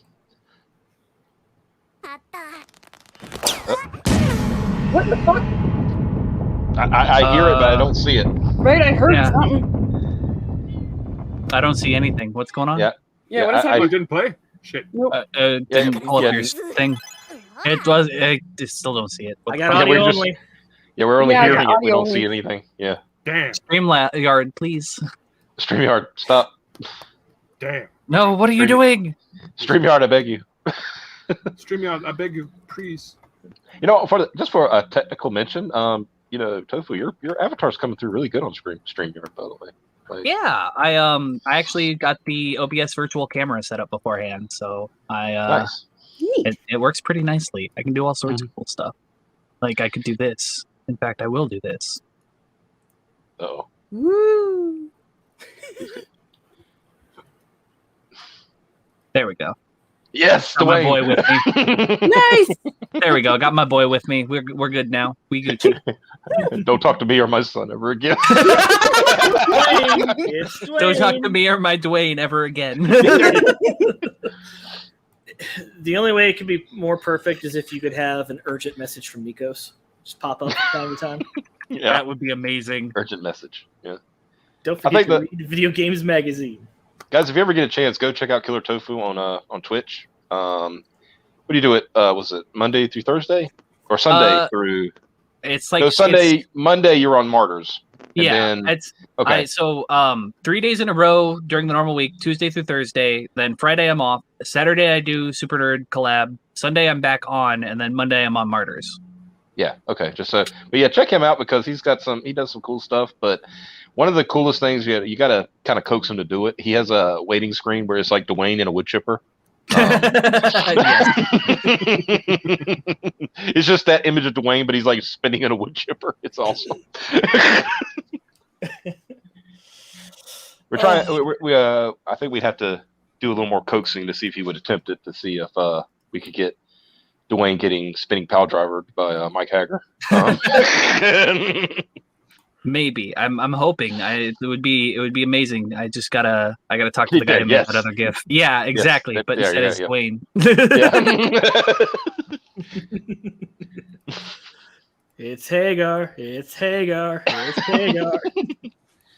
Okay, let me try this. Let's see if this works. All right. Let's see if you can. There we go. Oh. All right. Something. All right. Let's see what's going on here.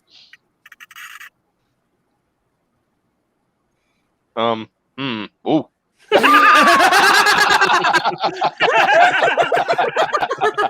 was gonna say no sound that time, but visually it still works though. Yeah.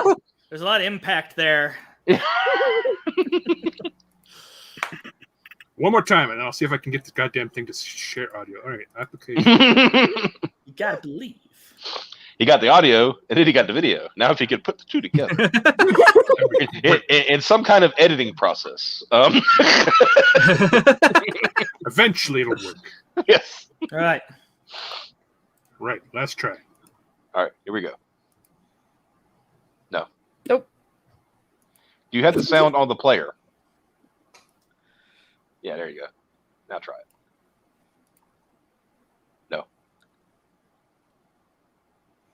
No. Still funny though. Like, Yep.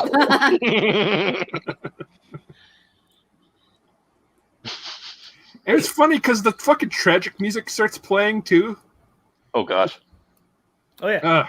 Oh, Yellow Lantern is right. I apologize. Hey, Crystal, what's your favorite Genesis game? Yeah, we forgot to ask. Favorite Genesis game? Yeah. favorite Genesis game. Let me think, man. Okay. See, that's good. This is a big question. See, she knows. She knows what's up.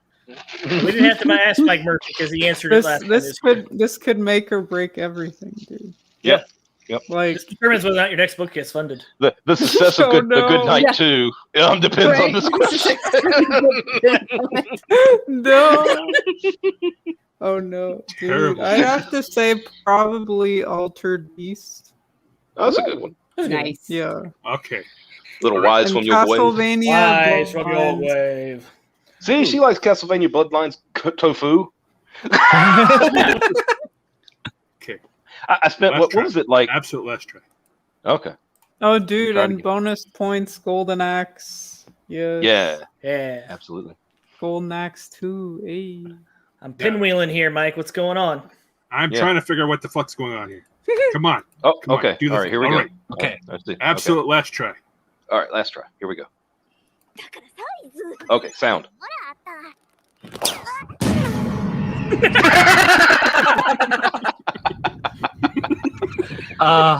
But the sound is just immaculate. Yeah. Yeah, that, It does definitely. that very deep boom. But yeah, no. Fantastic. I think it was like for what 20 minutes on one of your streams. I was trying to convince you. I was like, no, dude, I know Super Castlevania sucks, but the other ones are good. Trust me. That was so painful. Oh my fucking god! The only Castlevania game I've liked so far is Symphony of the Night. I like Circle of the Moon a little bit, but I got stuck playing it, so I was like, I'm done. Well, you see, if I remember correctly, this was Super Castlevania. Basically, was a remake of the first one. You know, Yeah. you know that. And at that time, because it was a launch title for the Super Nintendo, so they hadn't quite figured out that we can also make games faster. You know, like they can actually be a little more faster as far as pace and everything like that. So Yeah. that's why that one wasn't. People say, "Oh," so I was like, that's nostalgia goggles. You're only saying that because you remember it fondly at the time." Mhm. But Bloodlines was clearly a better game because that was when Iga started, playing in the Castlevania universe. Because Mhm. Bloodlines and Rondo of Blood came around the same time. Yeah. So yeah, and of course Rondo led to Symphony of the Night. So that's what I was trying to imply. And you got to realize also, Tofu, I was doing this whole thing with text to speech. I was trying to say it, and it kept coming. And instead of saying, I said Rondo of Blood, and it said Rhonda of something. Yeah.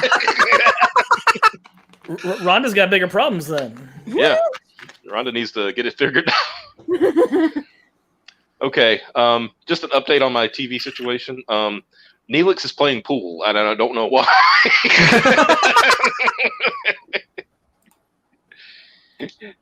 All right, for everyone wanted that video, it's in the meme dump now. Oh, in the Discord. Yeah. Cool. Downloading that, adding to OBS scene This now. is playing on stream tomorrow. Probably. Speaking of diving into a wood chipper, so I saw Space Jam today. That was an expertly crafted segue. That was amazing. Now I have a Yeah. question with this. Did you dive in head first or feet first? That's what I want to know. Feet first, because I want to increase suffering. I mean, you went and saw Space Jam willingly, so that's about equal levels of suffering. Did you seriously go to see Space Jam? Yes. Wow. He actually left in the middle of a meeting with Gwen and I to go see it. Did you go to the theater? Because or I wanted did to you watch see it on before I did HBO this Max? show so that we could talk about it. Nice. Did you? Okay. Did you like I said? Did you HBO go to the Max theater? To the theater. Yes.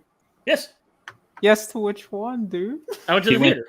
He went to Oh, the okay. theater. No, you, dude. Oh my god. Well, waste- well, you have to understand. You have to understand that as a shareholder of AMC, I'm just redistributing my investment. There you Would go. you get your free popcorn? I did. Oh no. What? Nice. Wait, what do you just show them that you like invested in fucking AMC and then they'll Yeah. give you free popcorn? Yeah, Oh, yeah, hey. he gets free It's that popcorn for simple. like the entire year just because he has AMC stock. Man, I need to remember that because Yeah. I do too. Yeah, no, for once, stonks are paying off, right? Right, I got screwed on all mine, including Yeah. AMC. Crystal, I want you to read give me this. some popcorn. Crystal, will you read this, please? I can't read it. Can't or won't? I can't. There's too many bad words. Okay, all right. Oh, Mike, read it. Yeah. Other products made by I Can't Believe It's Not Butter. Fuck off, it's mayonnaise. I hope these aren't Hornets. You thought this was yogurt? Surprise, dumbass. Fuck my ass, that's good peanut brittle. No one said this was ham. I love all of these. I just don't understand the Hornets. The peanut brittle one was like, you know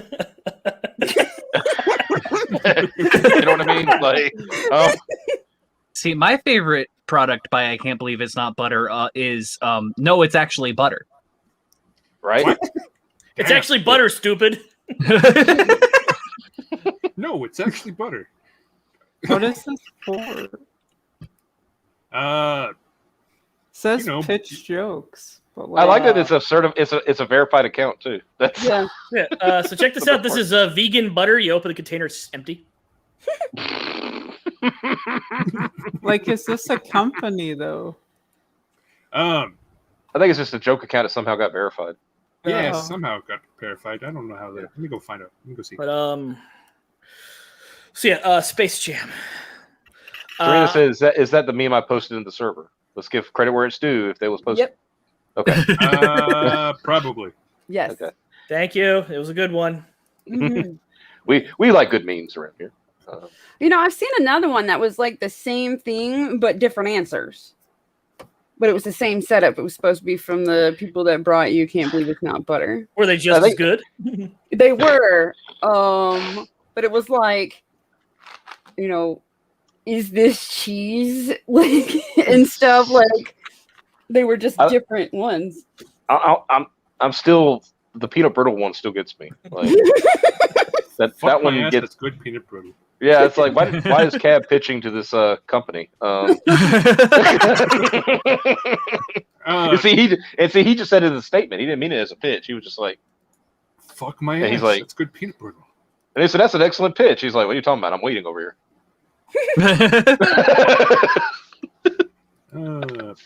This is their pinned tweet, but I mean.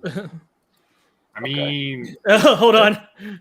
Hold on. I get before I show you show that I got to show you this. Okay. Where is it?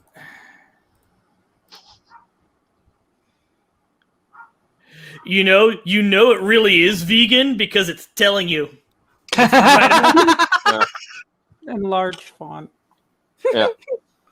If you didn't know, it's vegan. Unbelievable. This is not butter. Oh, is that the knockoff version? Yeah. The fact that there's a knockoff version of I Can't Believe It's Not Butter. I like it though that the knockoff version kind of comes off indignant. Like, wait a minute, what the fuck? What does that say? Wow. I totally thought it was butter. Wow. I love how it's a great value brand too. Oh, it gets man. better. No ifs, ands, or butter. Wow. Cringe. Butter, one- it's not. No. The one next to the great value over in the actual image results, that actually is really awesome for buttering popcorn. Yeah. Or the little spray bottle. Oh, that's It's actually great. super legit. I bet. Who needs butter? You'd butter believe it. Low effort face spread. What? Low effort. Okay, I think that's That's a made-up. Oh. It's a socialism thing. Okay. Yeah. I can't believe it's not earned. I can't believe it's not torture. Oh my god. Tastes Tastes like like butter. That's like Velveeta. It tastes like cheese, I guess. I'm just waiting wait. for one of these to be called butterant, like butter and then N apostrophe T. Butterant. Oh, freak! It's Whoa, Fabio. it's Fabio. Yeah. Nice. Oh If you yeah. remember, he was a spokesperson for. Yeah, he Can't Believe It's Not was. Butter. I that's- that's wait, one of those when? things He had- that just makes you go, what? Oh, it was like in the 80s and 90s. Yep. What the? Dude, Okay. that's a pretty sick toaster. Now, okay, we all know. Okay, we all know Fabio's claim to fame was, obviously his singing career, but also, he was like, the model for those, cheesy romance novels and stuff. He was also But- on a NES game for whatever reason. That's Wait, good. which one? Makes Yeah. sense. I had But- it, and I can't remember what to fucking name it. What? Not butter? What Yeah. not butter? But the best commercial that he ever did for I Can't Believe It's Not Butter is the spray one. You know what Dick was talking about a minute ago? Yeah. Yes. He literally does it like this. It's like he goes, "I can't believe it's not butter," and he looks at the camera, hard camera, spray. Okay.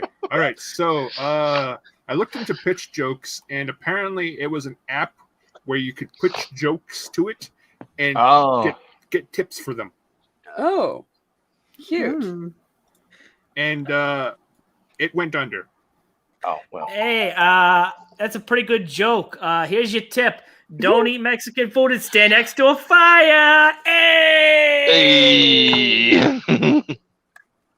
New The LaCroix thing I flavors. remember Fabio for the most is getting hit in the face with a bird on a roller coaster. Yeah, Busch Gardens. Yep. Yeah, that's legit what I remember the most. Every It time was, I hear his it was name a or think of him, I think of that incident. It was a swan, wasn't it? There was a big bird. Yeah, it was like I think I have that. I have that game.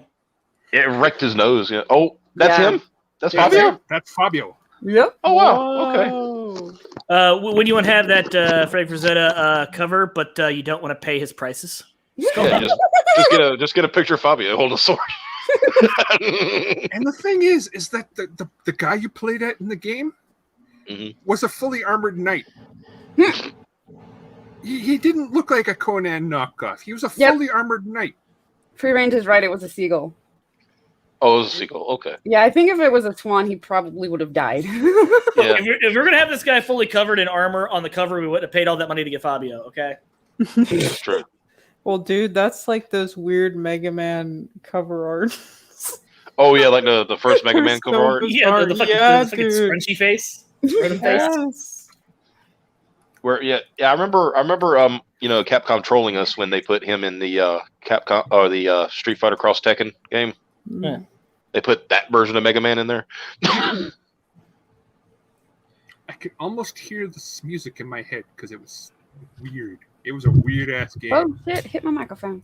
It's a very, very attractive picture of him right there he there, is. though. Yeah, you went around and you threw swords at people. So it was like Ghosts and Goblins, but not. Kinda, yeah. Oh god, it was so weird. And it was one of the few games I had, and I would just play the fuck out of this. Because it was one of the few games you had.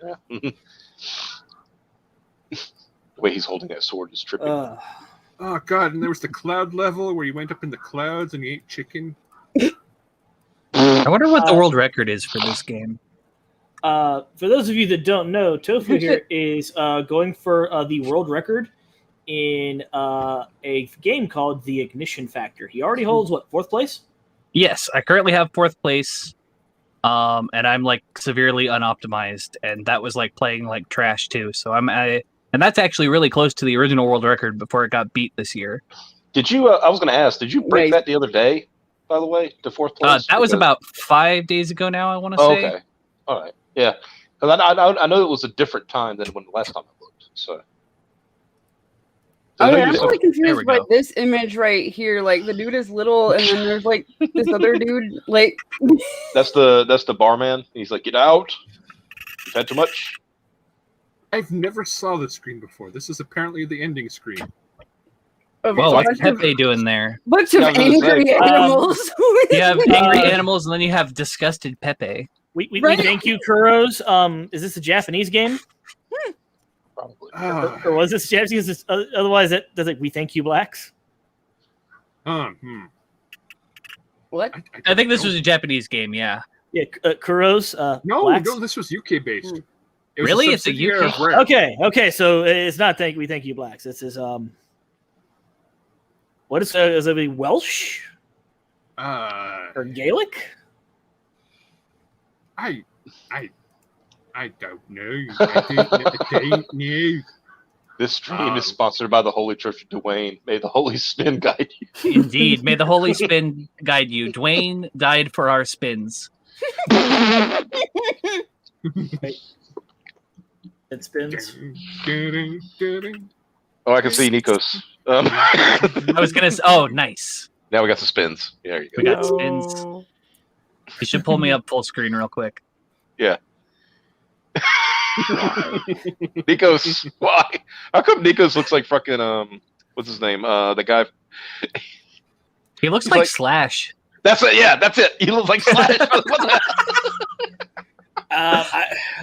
It could be Slash. It could be John Romero. It could be Tommy Wiseau. It could kind of be Ozzy in the early when he wore the sunglasses. Oh yeah, early Ozzy. Yep. Mm-hmm. Yeah. Mm-hmm. Oh yeah. No, he's a fireman's. He's for video games, and he's from video games. Yes. Yeah. That's literally. Isn't that one of his lines? He says, "I am Nikos from video games." No. The captain of your fire department introduces him. He says, "This is Nikos. The famous Nikos. He is from video games." And then it's really funny because all the other firefighters on the team are like, famous? I've never heard of him. And he's just like, yeah I'm famous? What? Like, Nikos is just so confused because he's just like I'm famous? What? He's also like, I'm from video games? Yeah, exactly. And it's funny because, so in the speed run, if Nikos dies, the run is dead because one of the speed strats in one of the later levels, Nikos has to be alive so you could rescue a firefighter who's knocked unconscious. And if Nikos is dead, that firefighter doesn't spawn. And then you have to go up a floor into a warehouse that is on the top floor of a skyscraper for some reason. Mm-hmm. And it has like water heaters and shit. And like it's on fire and like there's a shit ton of holes in it and stuff. And like I really do wonder if that game's about terrorism because like no, like seriously, you go to the Twin Towers and the Twin Towers, it's like the Twin Towers got hit by a fucking plane. There's fire everywhere and shit and stuff. Trump Tower is on fucking fire. There's multiple different gas leaks at mines. Like it's there's a fire in the steel mill and there you find unexploded dynamite. Yes, yep, you find unexploded dynamite in a fucking steel mill. Oh, the museum, you have to defuse that bomb if you find it. Mm-hmm. Yep. Yeah, it's true. Like it's fucking crazy. It's like I swear to fucking God, it is a fucking game about terrorism that got turned into a generic fighter game over here because they were like, oh well, we can't really do that because the World Trade Organization got bombed recently, so we can't really have that be the Twin Towers. I think it was in '92, not was it '93 when the towers got bombed. Yep. Yeah. And this came out in '94, so they definitely already had it as the Twin Towers, and then. That's why I think the dub is as different as it is compared to the Japanese version. I mean, also, like, I watched an interview with the guy who translated that game, and apparently working for Jalico was hell because they didn't tell you fucking anything. They just gave you the lines and the translated lines, and then said, good luck. And that was it. Yeah. Like, that's actually the ending of the game, is the character just stops everything to bitch about how fucking much he hates working on this game. Yeah, he's like, do you know how fucking stupid this project is? I'm the only firefighter doing anything. Everybody else is standing around. Also, why the fuck does everybody have to fucking talk a whole bunch in this game? People just want to play video games. And also, I'm not done ranting. Like, the reporter who's trying to be interviewing him is like, tries to interrupt him. And he's like, no, I'm not fucking done yet. Yeah, because he even says, like, he even like dunks on Jellicoe and yeah. And Michael Shield gets it. Fuck you, basically. Fuck you, translators. The fire cat idea was fucking adorable. So originally that game was about being a cat that was helping a squad of incompetent firefighters by like knocking buckets of water over to put fire out and like grabbing. Dude, that would have been awesome. Yeah, no, like, so you're like just a regular old fucking cat and you're supposed to help out these incompetent firefighters to fight fires and shit. and like they scrapped that story for, I guess, a terrorism plot. That's sad to me because one of my favorite kids' books growing up was called Firecat, and it was just a regular stray cat that moved into this firehouse and started going on the fire truck with them, and actually started helping them do stuff. So they got him a little hat, and made him like the mascot of the station. So even if they wanted like the weird terrorism plot, they could have just made it about a kitty cat that thwarts terrorists. Well, the thing was, and I think the reason why this happened was because the game they worked on that before that game was called Peacekeepers, and it was a terrible beat 'em up. And the story in that game makes absolutely no fucking sense whatsoever. It is. I still don't understand who DM are or what they want to do with the world or why they make biological weapons like Umbrella, but like Jellicoe's extended universe is so fucking weird.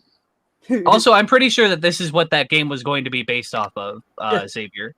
Like, I'm like 90% positive. Here's a page, and the cat's name was Pickles, and he actually slid down the pole. Aww. That'll be the next Thundercats reboot, Piper. I can read the fire. Regular kitty cat thwarting terrorists. Pickles was a young cat. His paws were big. Oh, okay. So, Yellow, I'm going to have to disagree. They didn't handle it in the same way that Square handled the translation of Final Fantasy VIII, because the translation of Final Fantasy VIII, the translator literally was told, all right, make Squall edgy. And then that was the only instructions they were given on the translation. That's why most of his lines are ellipses. In the Japanese version, he actually has dialogue. Yeah, he's actually a real character in the Japanese version of Final Fantasy VIII.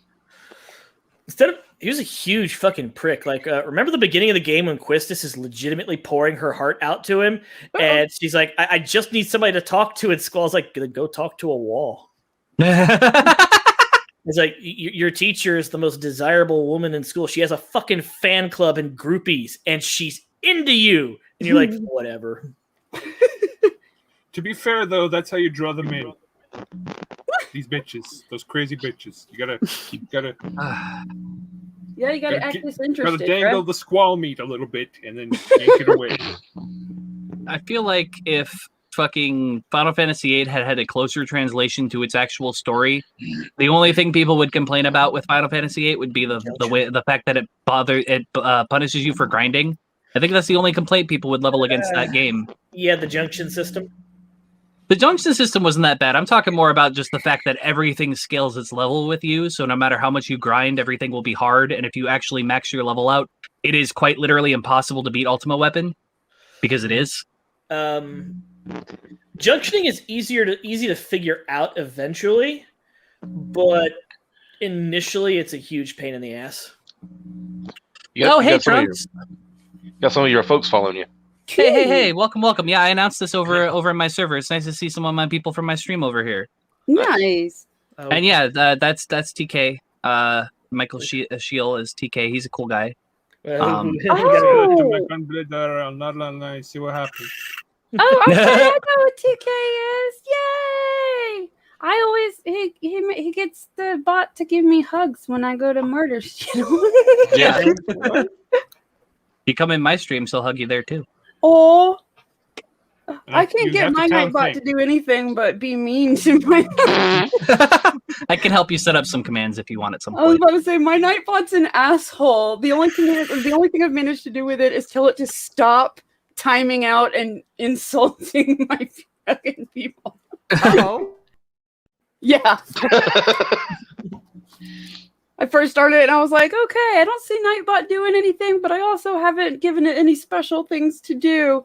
And then all of a sudden it timed out one of the people in my stream and was like, and it said something snarky about spamming emojis. And I was like, what did you do? And he was like, I tried to do the emojis that put the squid together. And I'm like, God damn it, Nightbot. Wow. What an asshole. It's like, it never happened. Nightbot never got me for this, but it was so funny because on Martyr's channel, she's got a thing where if you do emojis, they come up on the screen. Yeah. And apparently I was subscribed to a channel that had a Vince McMahon emoji. So I just put it. So all of a sudden you just see it. It's raining Vince McMahon's on Martyr. It's just like, and the thing is, what y'all don't know is like, to tell the other side of the story is like, anytime I did that, it was like Martyr be talking all of a sudden, I just go, yeah.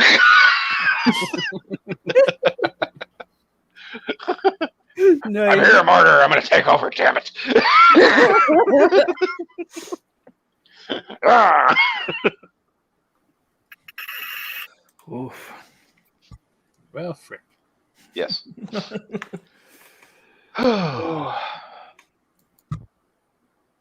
So, We are Wayne. real fat right now. I guess the steam has ran out. Space Jam was not a good movie. Oh yeah, we never got to that, did we? I even took all the time to cut the neck out of that jersey and everything, and put it on Adam. Like, What? oh, if you've not seen the thumbnail for this, Crystal, it's the thumbnail for this video is No, I amazing. haven't seen the thumbnail. It's yet. Dolph Lundgren from the live-action Masters of the Universe when he was taken prisoner, with Kevin Smith's head over Dolph Lundgren, and he's got a jersey on. And he's having a basketball thrown at his head. Oh no. I found Cab's tactical van. Oh. It's not. It didn't work. We're waiting. Oh. Oh my. Oh God. Oh no. Oh, no. That's wow. You found Cab's car. Yeah, as I said, I found Cab's tactical van. Good Lord. I'm impressed. How did you find it? It's practically invisible. When you want to shriek to the world you're gay, but also maintain a low profile. I don't know about that, Chief. Okay, so who wants to ask me about this terrible fucking movie? So was it the convoluted plot that I thought it was? Yeah. Video games bad. Sports good. There is that. LeBron James, as a young child, was given a Game Boy with Bugs Bunny Crazy Castle, and he thanked his friend for it, which is the incorrect response to receiving a copy of Crazy Castle. And his coach came in and said, "Took that shit away from LeBron James. What the fuck is wrong with you? It's Crazy Castle, man." And coach made LeBron go and play basketball, and he lost the game. And the coach yelled at him and said, "This is your fault for liking video games. You need to fucking commit to playing basketball." And so LeBron throws the Game Boy away that he was just given by his childhood friend, a Game Boy, just in the trash. And it's just LeBron's arc is now that he's overly committed to basketball and not fun. But the fundamentals and playing the game correctly and well instead of just, hey, let's just have a good time. And one of his sons is good at basketball, and the other one is not. But the one that's not is good at programming and made his own video game. In the cheesiest way possible. That's nowhere near realistic. Yep. He scanned has it. a phone app that scans everything with tech from he's got a Game Boy camera on his phone. It doesn't even exist. What he does, he's got the thing off of the Game Boy camera, the old Game Boy camera, mounted to his phone, and it fucking holographically scans shit and just ports it into his game. Literally. And then he just clicks and a game is created. Hey guys, you remember the original Space Jam where the Looney Tunes literally needed Michael Jordan's help to save the universe? Yep. Yeah. Do you remember that? Yeah. Remember how cool that was? That was good stuff. Right. So then you get Don Cheadle, and Don Cheadle is a character named He was so cringe. Al G Rhythm. Wow. Oh. He is an amalgamation of all the code that exists in the Warner Brothers server room where all of their fucking streaming shit is. And he's basically the algorithm they use to determine what things they should do for marketing or new projects that might be profitable based on social media buzz, what people are talking about, what people like. This part I could believe. Oh my Right. goodness. Well, he's got this big plan for LeBron. And as a result, LeBron gets called into the Warner Brothers office for this offer. And the offer is, LeBron, let us scan you, and then we'll digitally insert you into any fucking movie ever. And you don't have to do anything. You just got to sit back and enjoy the ride. Check this out. We got LeBron versus Batman. LeBron of Thrones. As LeBron riding a fucking dragon is like, and for some reason, Don Cheadle keeps calling him King James, and other people do this as well. So I think this might have been worked into his contract. Like That for is some so reason, people, cringe. yeah, keep referring to him as King James Every time they said it, I cringe. Wow. Yeah, Oh boy. and this is one of my favorite parts of the whole movie is LeBron looks at this. The executive from Warner Bros. Says, "So LeBron, what do you say? Are you in?" I'm gonna be real with you people. I'm an athlete, and I like playing basketball. And historically speaking, guys, athletes going into acting has never turned out well. This is probably like a really bad idea. Like over the top 5 of worst ideas I've ever seen. I was not interested, guy. I think that was the writers calling themselves out. I swear to God. Right, because LeBron, the entire fucking movie has one setting, kind of like the way that Michael Jordan couldn't act in Space Jam. LeBron can't act. He has one setting. Michael Jordan, though, he has something called charisma. Yeah. So, and just LeBron has no charisma, and he's a plank of wood sitting there. And also, Michael Jordan does have a sense of humor, so he can not take himself seriously if he needs to. Yeah, he knows the way of the memes. He was recently asked. This is the funniest thing I've ever heard in my life. Meme. Yeah, somebody asked him, okay, take the '92 Dream Team, the Olympic Dream Team, right? And he said if they went up against today's team, like today's U.S. Olympic team, they said and they asked him who would win, and he said we would by 5 points. They said really only 5 points. He said yeah, we're in our 50s and 60s, be a little tough.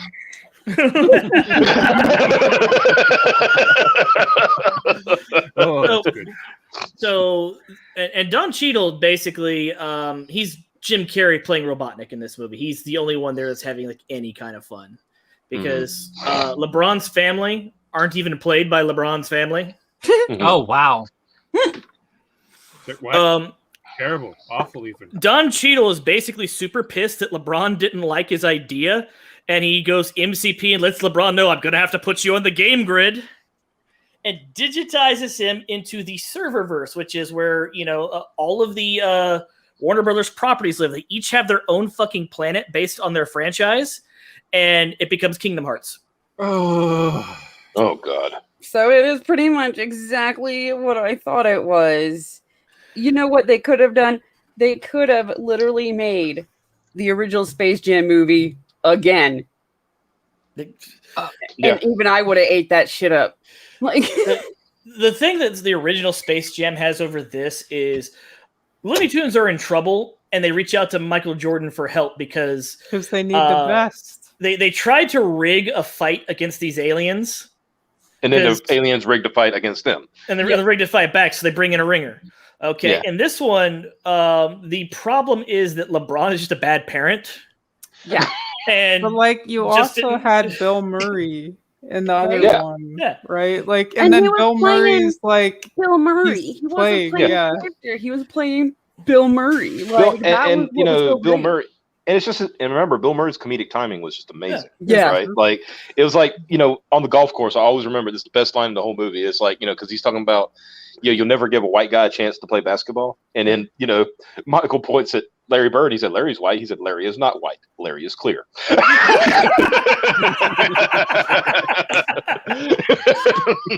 But it's also just really fucking hard to you want to support LeBron. Well, like I said, Michael Cummins, he's there to help the Looney Tunes. LeBron his arc is he's a bad parent because he's pushing his son into basketball. His son wants to go to video game design camp at E3 so he can be groomed by game journalists. Dude, that was so dumb. E3 doesn't even have a kids design camp. They're acting like this is summer camp. E3 is a freaking trade show.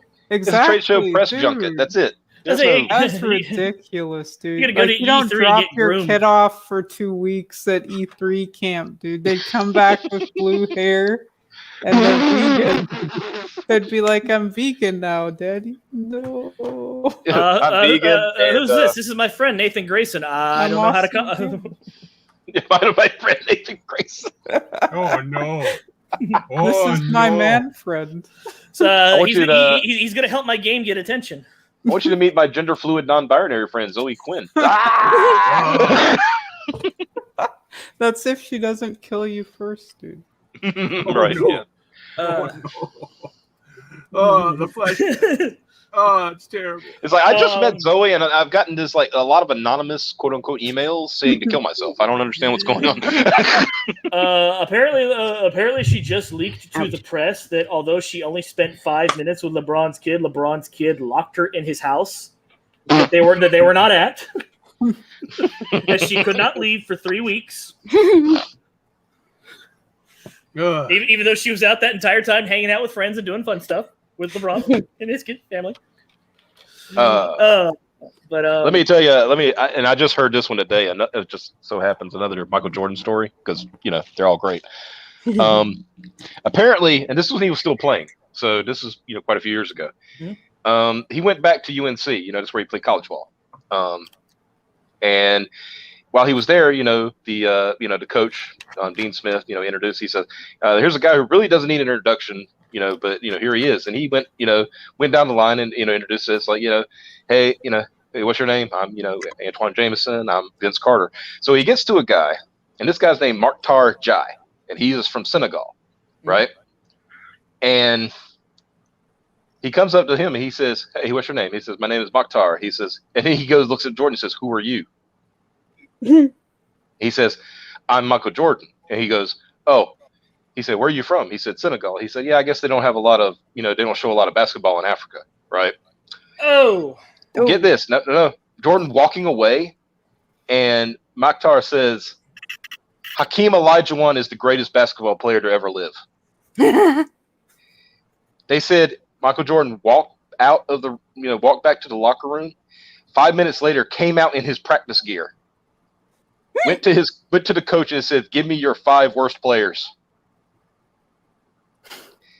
And proceeded to school the starters. Good Lord. And he said that's not the best part. 20 years later, it said that that Mokhtar Jai and Antoine Jameson were trying to get into a club. It was the Super Bowl weekend, right? So they were trying to get into a club. And it's one of those clubs, they don't care who you are. You have to be really famous to get into this club, right? And so they're trying to get in the club. They can't get in the club. And then Jordan, he's out on the balcony. He comes out on the balcony. He looks down, and Mokhtar says, "Hey, Michael, remember me?" He said, "Oh, now you remember my name, Africa," and then walked away. Legend. That's amazing. I love that level petting. That's just a number one trolling, right? Like, yes. First, I demean you in basketball, the sport you love, and then I'm going to demean you as a man.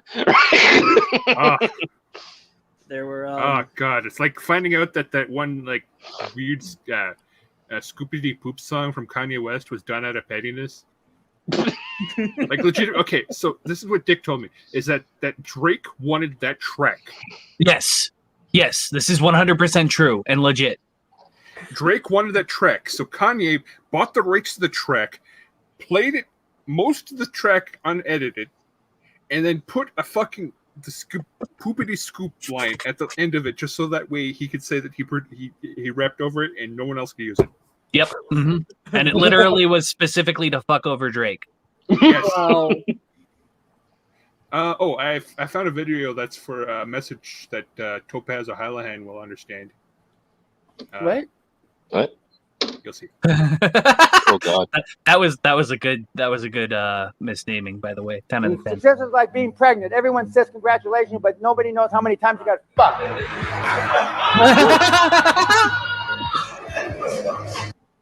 Yes. That man speaks the true. What is the context for that? Yeah. Like I don't know. You just wanted to share. I just wanted to share because yeah. congratulations on your success. Because Success is like being pregnant. Everyone says congratulations, but nobody knows how many times you got fucked.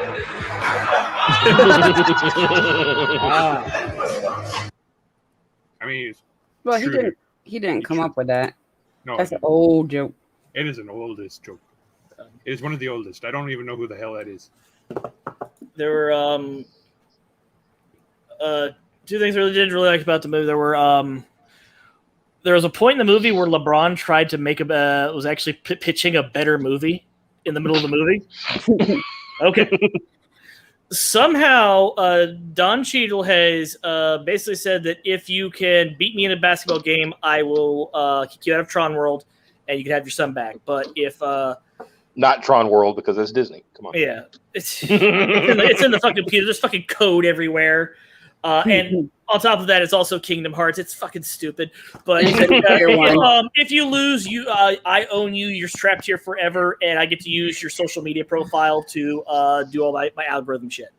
Yeah. Because that was what it was about, was taking his social media presence and turning it into like power. And okay, so LeBron recruits Bugs Bunny to go find a team. Bugs Bunny's been stuck in fucking Toontown for like by himself because all the Looney Tunes left. Because Don Cheadle told him that they were wasting their time being cartoons and their talents, and they could be much more better characters elsewhere. So all the Looney Tunes are scattered, so that's where it becomes Kingdom Hearts.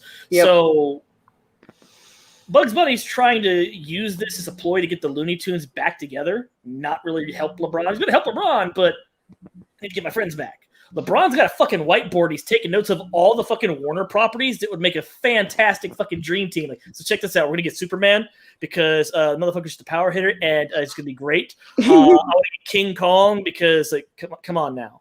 Let's get the Iron Giant so we can put him on a team with his hero Superman. Okay, that's pretty good actually. Like, So, like you said, straight up, that's a better movie than like LeBron's team wound up being like Superman, Batman, Iron Giant, King Kong. I forget who else he had.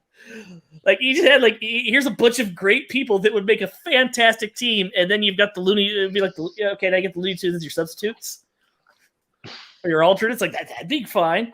No, it's all about getting all the Looney Tunes, and it's so fucking weird. Granny and Speedy Gonzalez are trapped in the Matrix. LeBron, they zing by Harry Potter world, and LeBron is excited to find out he's a Hufflepuff. Wow. And fucking Bugs Bunny's like, nerd. What a nerd. And then during the actual game, which is not even a real basketball game, Don Cheadle stole LeBron's kids' game, which was a kind of like NBA Jam with fucking power-ups, style points, and all sorts of crazy shit added into it just for funsies. And you got to play that game, which is like anathema to LeBron because LeBron's like, it's not supposed to be fun. This is work. It's fundamentals. They're getting their shit pushed in because LeBron told the Looney Tunes they're not allowed to be Looney Tunes. They got to play like regular players and do fundamental shit. So the opposite of what Michael was doing. Yeah. Yeah. So at the end of the first half, the end of the bad guys are called the Goon Squad. Hold on a sec. The Goon Squad are up like 1,000 points. Because you get points when you score, but you also get style points for technique and doing crazy cool shit. And it wasn't until we're fucking done and it's over with. And Don Cheadle beamed real people to watch the game. I hate everything that you're saying. Every single word. He sent a fucking app to everyone following LeBron. And as a result, they get free access to this limited special game he's playing. And they all get pulled into the fucking server so that they can be audience members for the game. And now, if LeBron loses, they get trapped there too. So it's halftime. The fucking Looney Tunes are fucking miserable because they went from being cartoon to CG and they hate it. But also because they're CG now, that means they can be deleted because they're data. And they've already been told that they're going to be killed if LeBron loses. And Every word you say, Damn. it increases my hate. And so they're like, "This is fucking, we're fucking done. We need something." And Sylvester shows like, "Guys, I got it. I found him in the audience. You're not going to believe this. It's Michael Jordan." But and everyone's super fucking hype, and the fucking music starts playing, and then it's Michael B. Jordan. Every single word that you say increases my hate for this movie. And Daffy's fucking is like, "You're telling me you couldn't find Michael A. Jordan, so you brought me Michael B. Jordan?" Every single phrase that exits your mouth increases my hate for this film. Say much of the same. I feel miserable just from listening to the recap. And so, because this game has this weird fucking rules, part of the thing, once LeBron's like, "Okay, Bugs, you're in charge. Let the tunes be tunes," they start coming back. And because Don Cheadle gets fucking mad at Bugs Bunny and steals the mic because he's doing a bit. He's doing that sports announcement bit where he starts calling it, and as a result, the players have to do the things that Bugs is saying because they don't realize what's happening.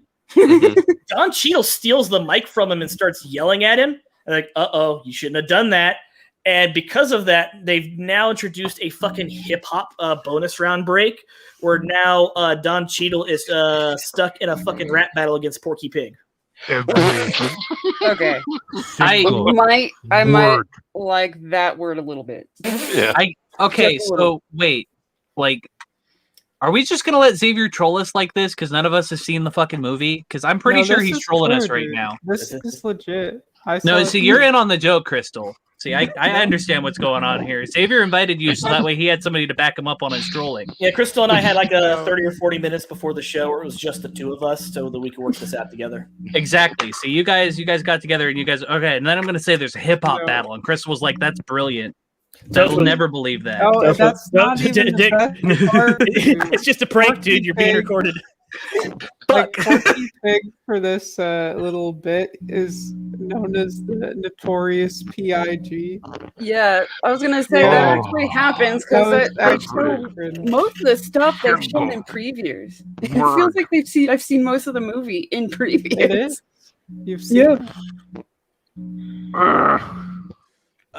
And then they bring in this, and all the fucking enemy players are based on scans that his kid did for his game of all-star players that he's then modified by splicing them with fucking animals and fucking elemental shit.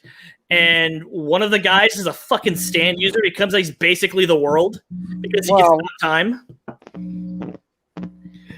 And so, it's it's coming down. We've only got this much time left, and they're bringing in the fucking time stopper.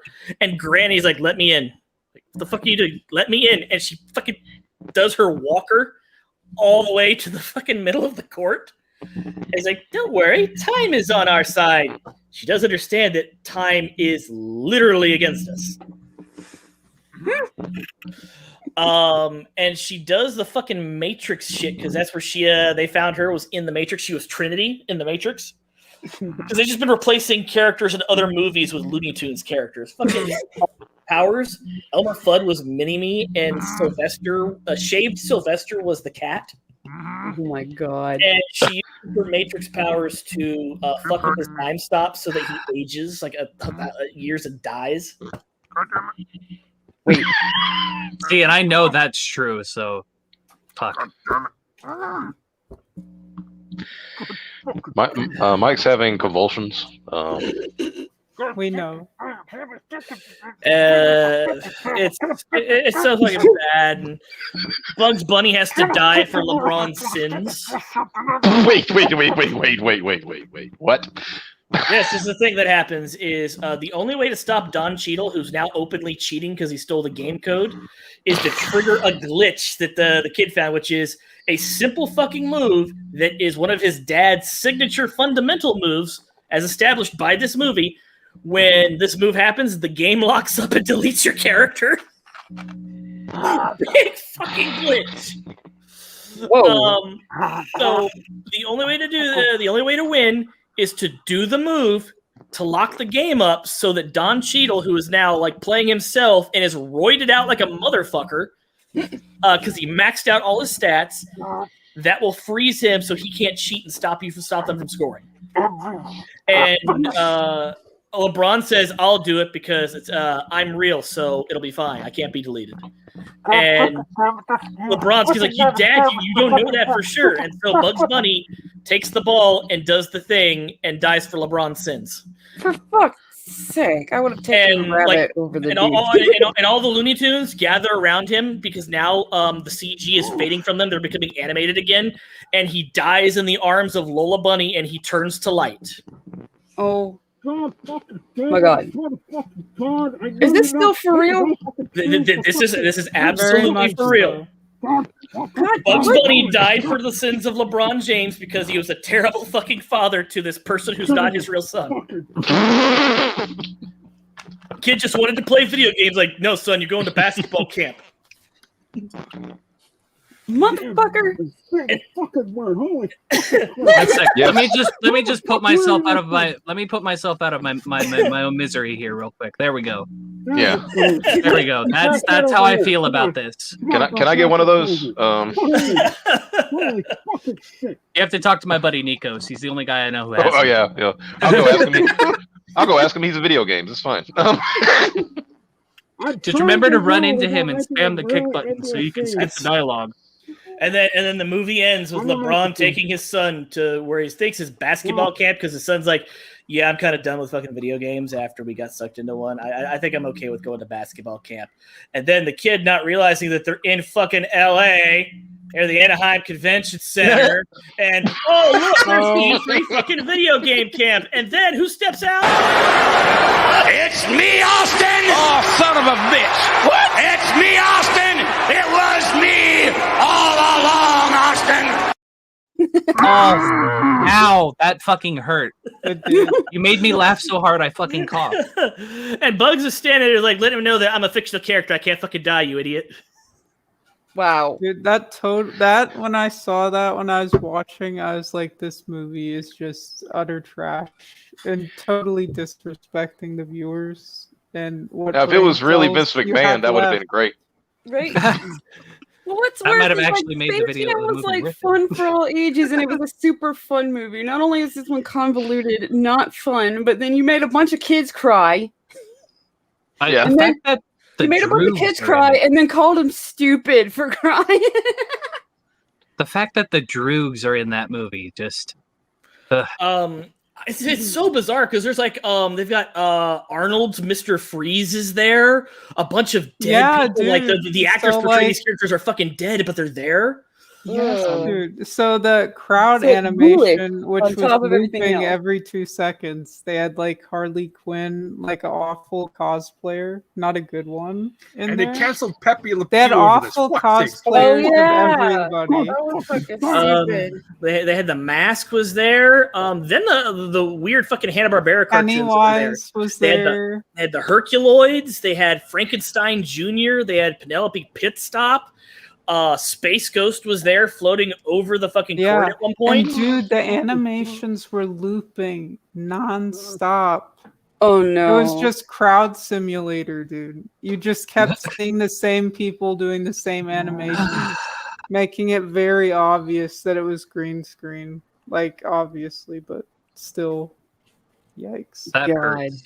So it was lazy to boot. Very, dude.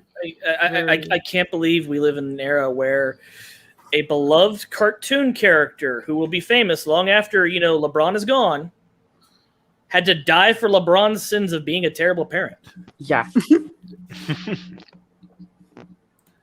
What's this? Oh. Are you playing this right now? No. That's That's how I feel about Space Jam. Yeah. yeah. I'm resetting. That was bullshit. Yeah, that's what we. Yeah, I know. That's what we wish we could. Better on some of my bed facts. That's what we wish we could do with this Space Jam. Just reset it. Yeah, just reset it. Yeah. It's funny They because they could have legit ripped the exact plot from the first Space Jam it just retold it. and just retold it. And Would've it could have been a complete rip of the exact same plot. And man, it would have been great. Everybody would have ate it up. I would have ate it up. It would have been awesome.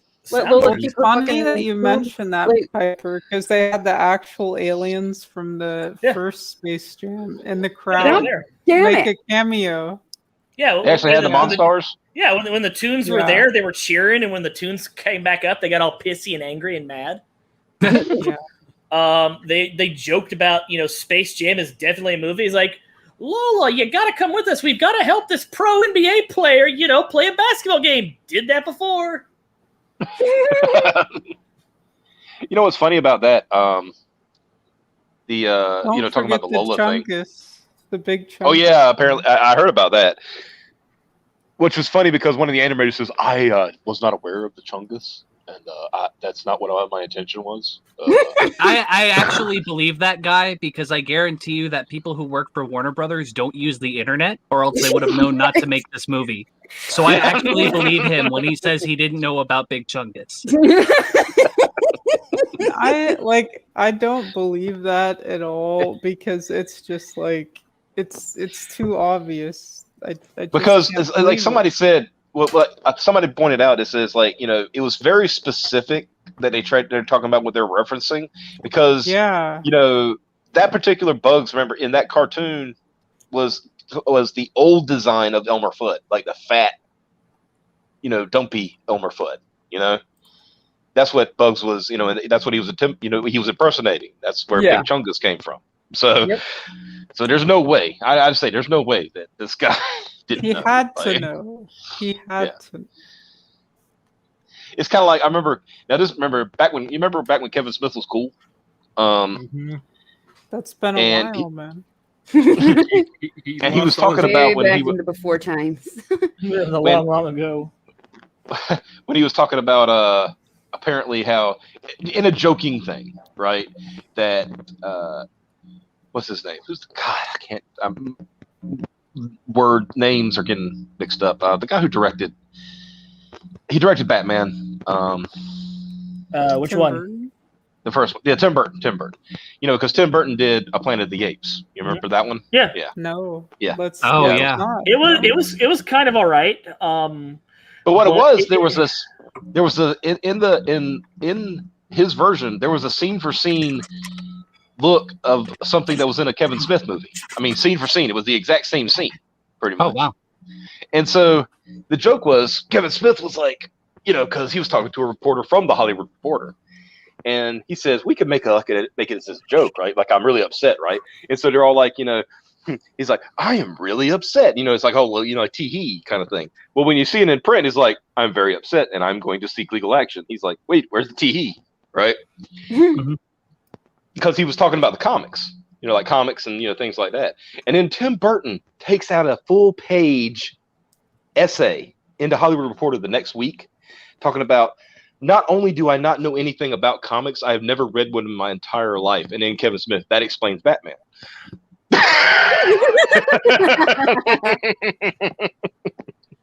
Because as good as the first Batman was, admittedly, I thought it was a good movie. It was silly, but it was very much a departure of Batman '89. Put Batman back on the map for a lot of people. Yeah, without Batman '89, we would not have gotten Batman the animated series. Yeah, but the joke was that there wasn't the Batman that people knew at the time. That grew up and what I mean. Well, except for the people that were actively reading the books, most people's perception of Batman was Adam West doing the Bat dance. Oh, the Bat Tootsie. Yeah, easy there, my old chum. You remember the whole thing was because Robin couldn't enter the club because he was too young. That was the joke in the episode of Batman. He was too young to go into the club. It was an adult club, and then Batman goes in. He's doing the Bat Tootsie.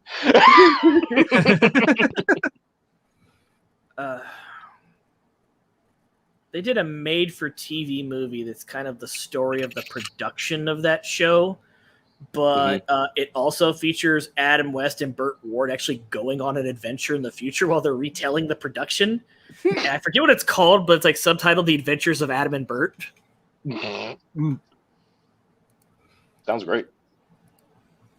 And it's like Adam West gets a stunt double, but Burt Ward has to do all his own stunts and all of these like did all this terrible shit that's getting him hurt.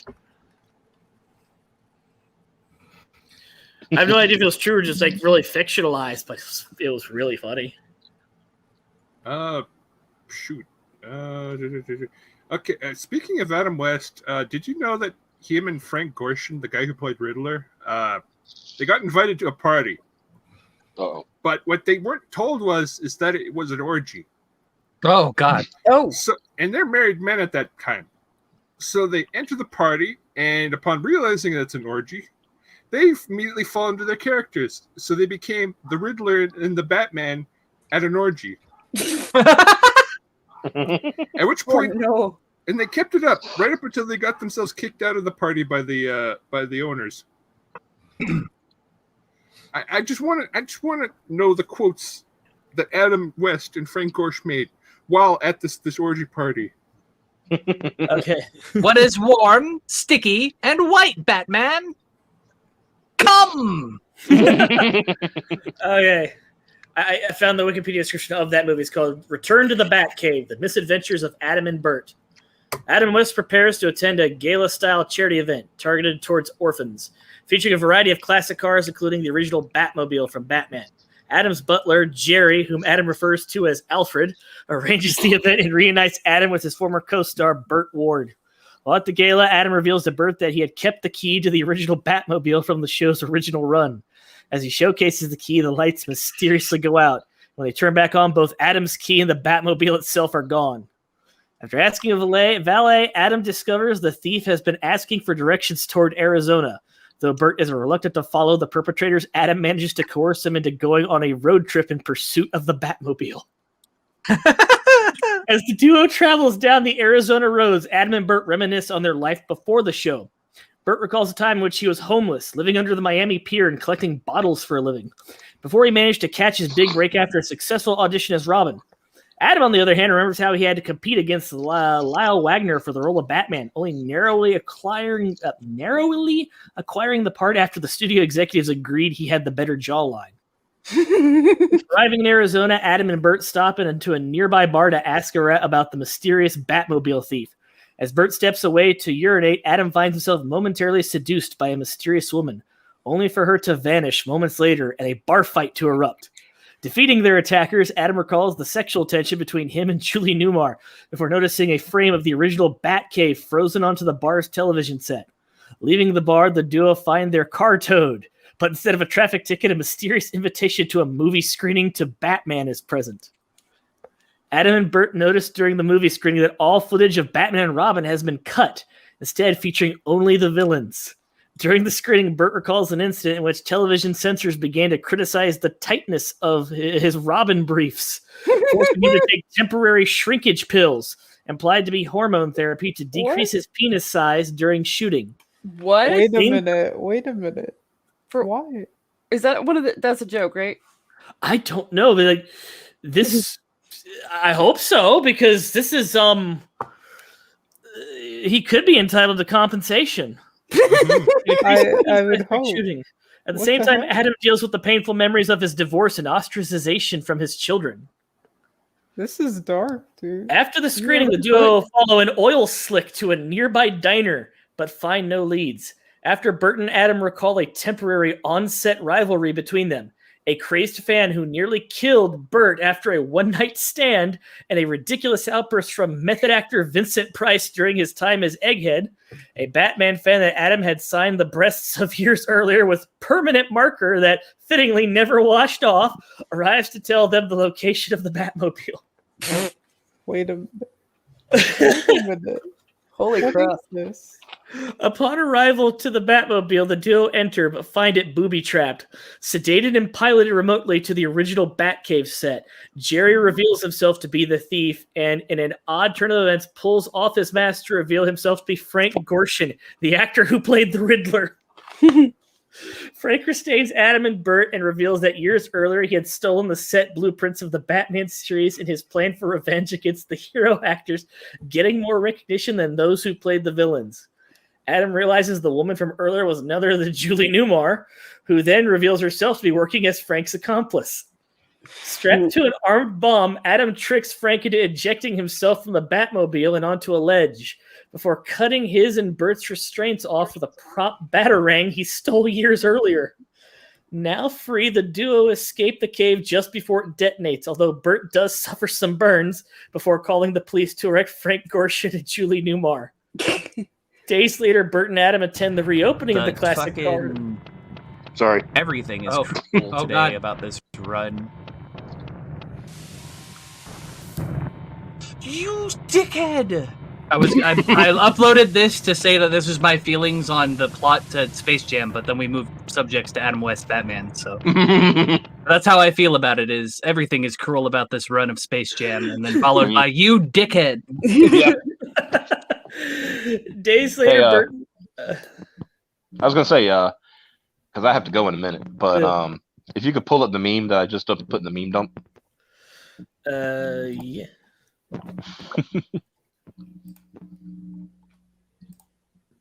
Servant says he can confirm everything. He saw the movie, so What movie? Space Jam. Oh assuming. no! The fact that you can confirm all of that hurts me. All right, here you go.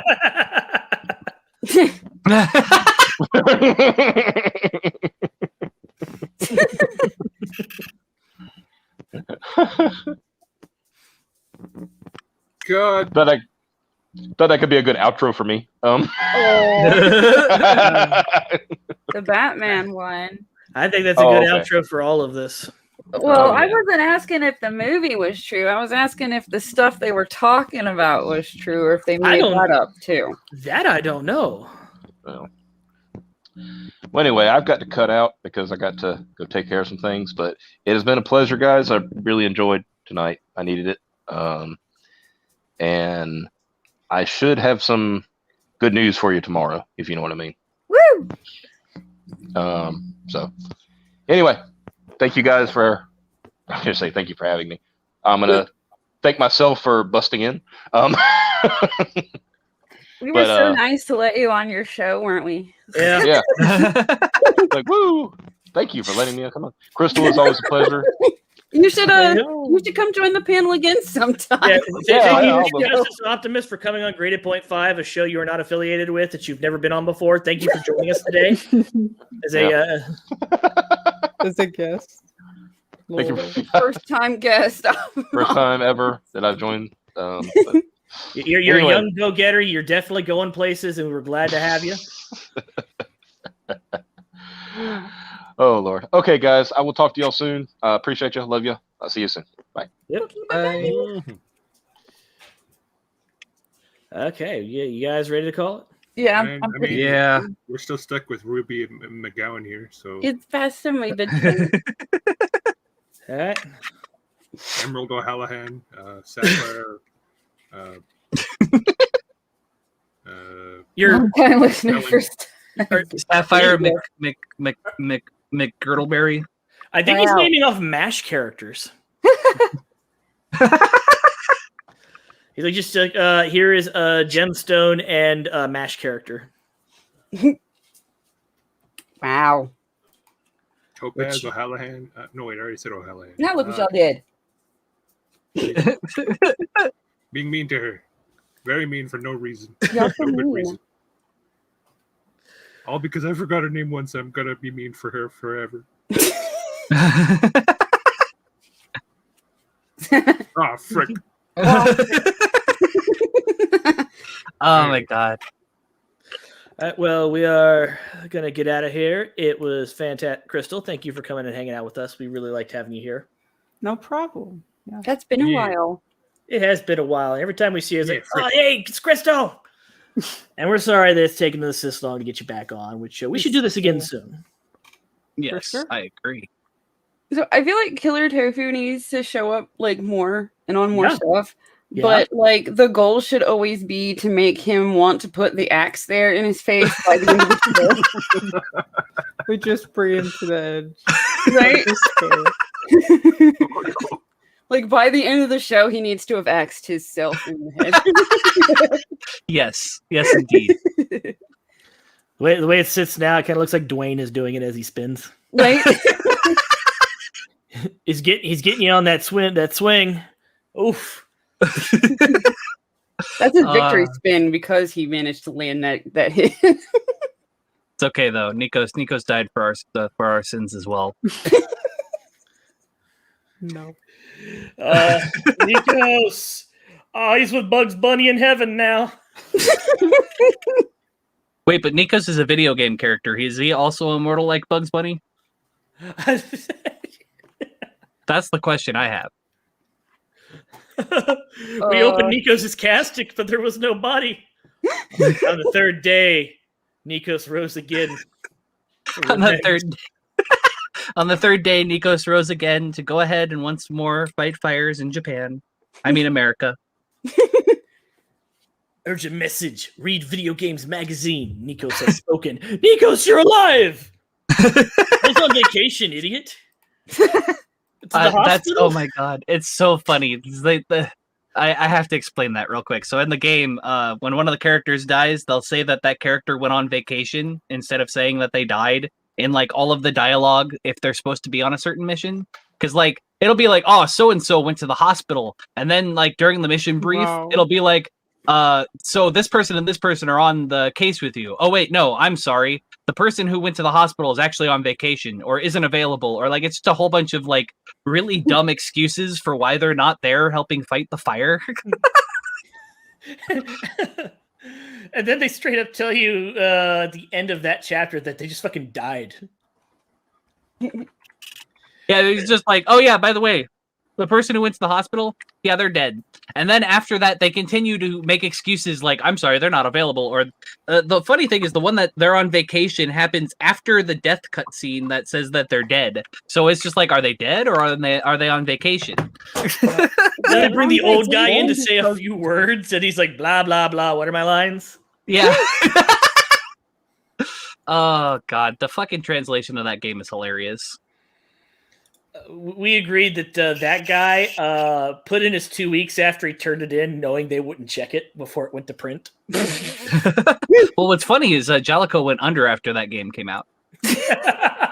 What is funny is, what is predictable? The game's a solid game, though. It's just that they didn't get any guidance on how to translate it was the problem. Well, the game is also not very intuitive in that you're given like every indication you're there to fight fires. You were actually supposed to ignore the fire and save the people. And that's never made clear throughout the entire game. Yeah. Which, if you want to play this fantastic, that was a lie, game, it is available for free on your Switch on the Virtual Console.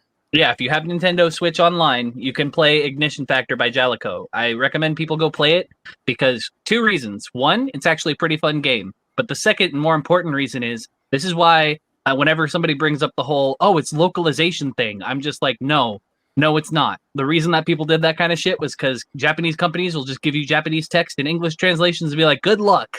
Okay. I want to have you read this, and then we're going to duck out. It's Dwayne. We pray to our Lord Nikos, whom is in heaven, to guide us on both of righteous spin. We pray in the name of Dwayne, the Nikos, and the Holy Spin. We pray. It's Dwayne. You guys are supposed to say it's Dwayne. It's Dwayne. It's Dwayne. Thank you.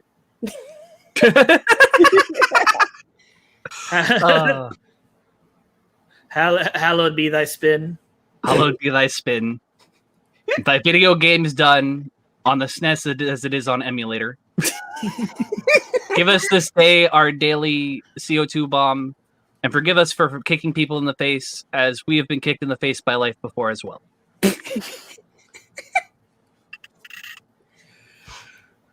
All right. Piper, you wanna? Lead us not to Nico's death and deliver us this speedrun.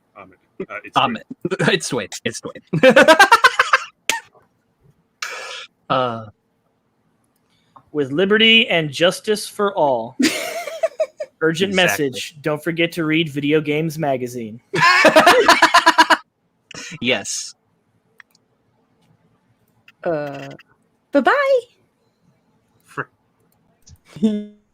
Come on, man. That's like saying you, before you got in this program, if you take a test where you're taking cocaine or not, what do you think, huh?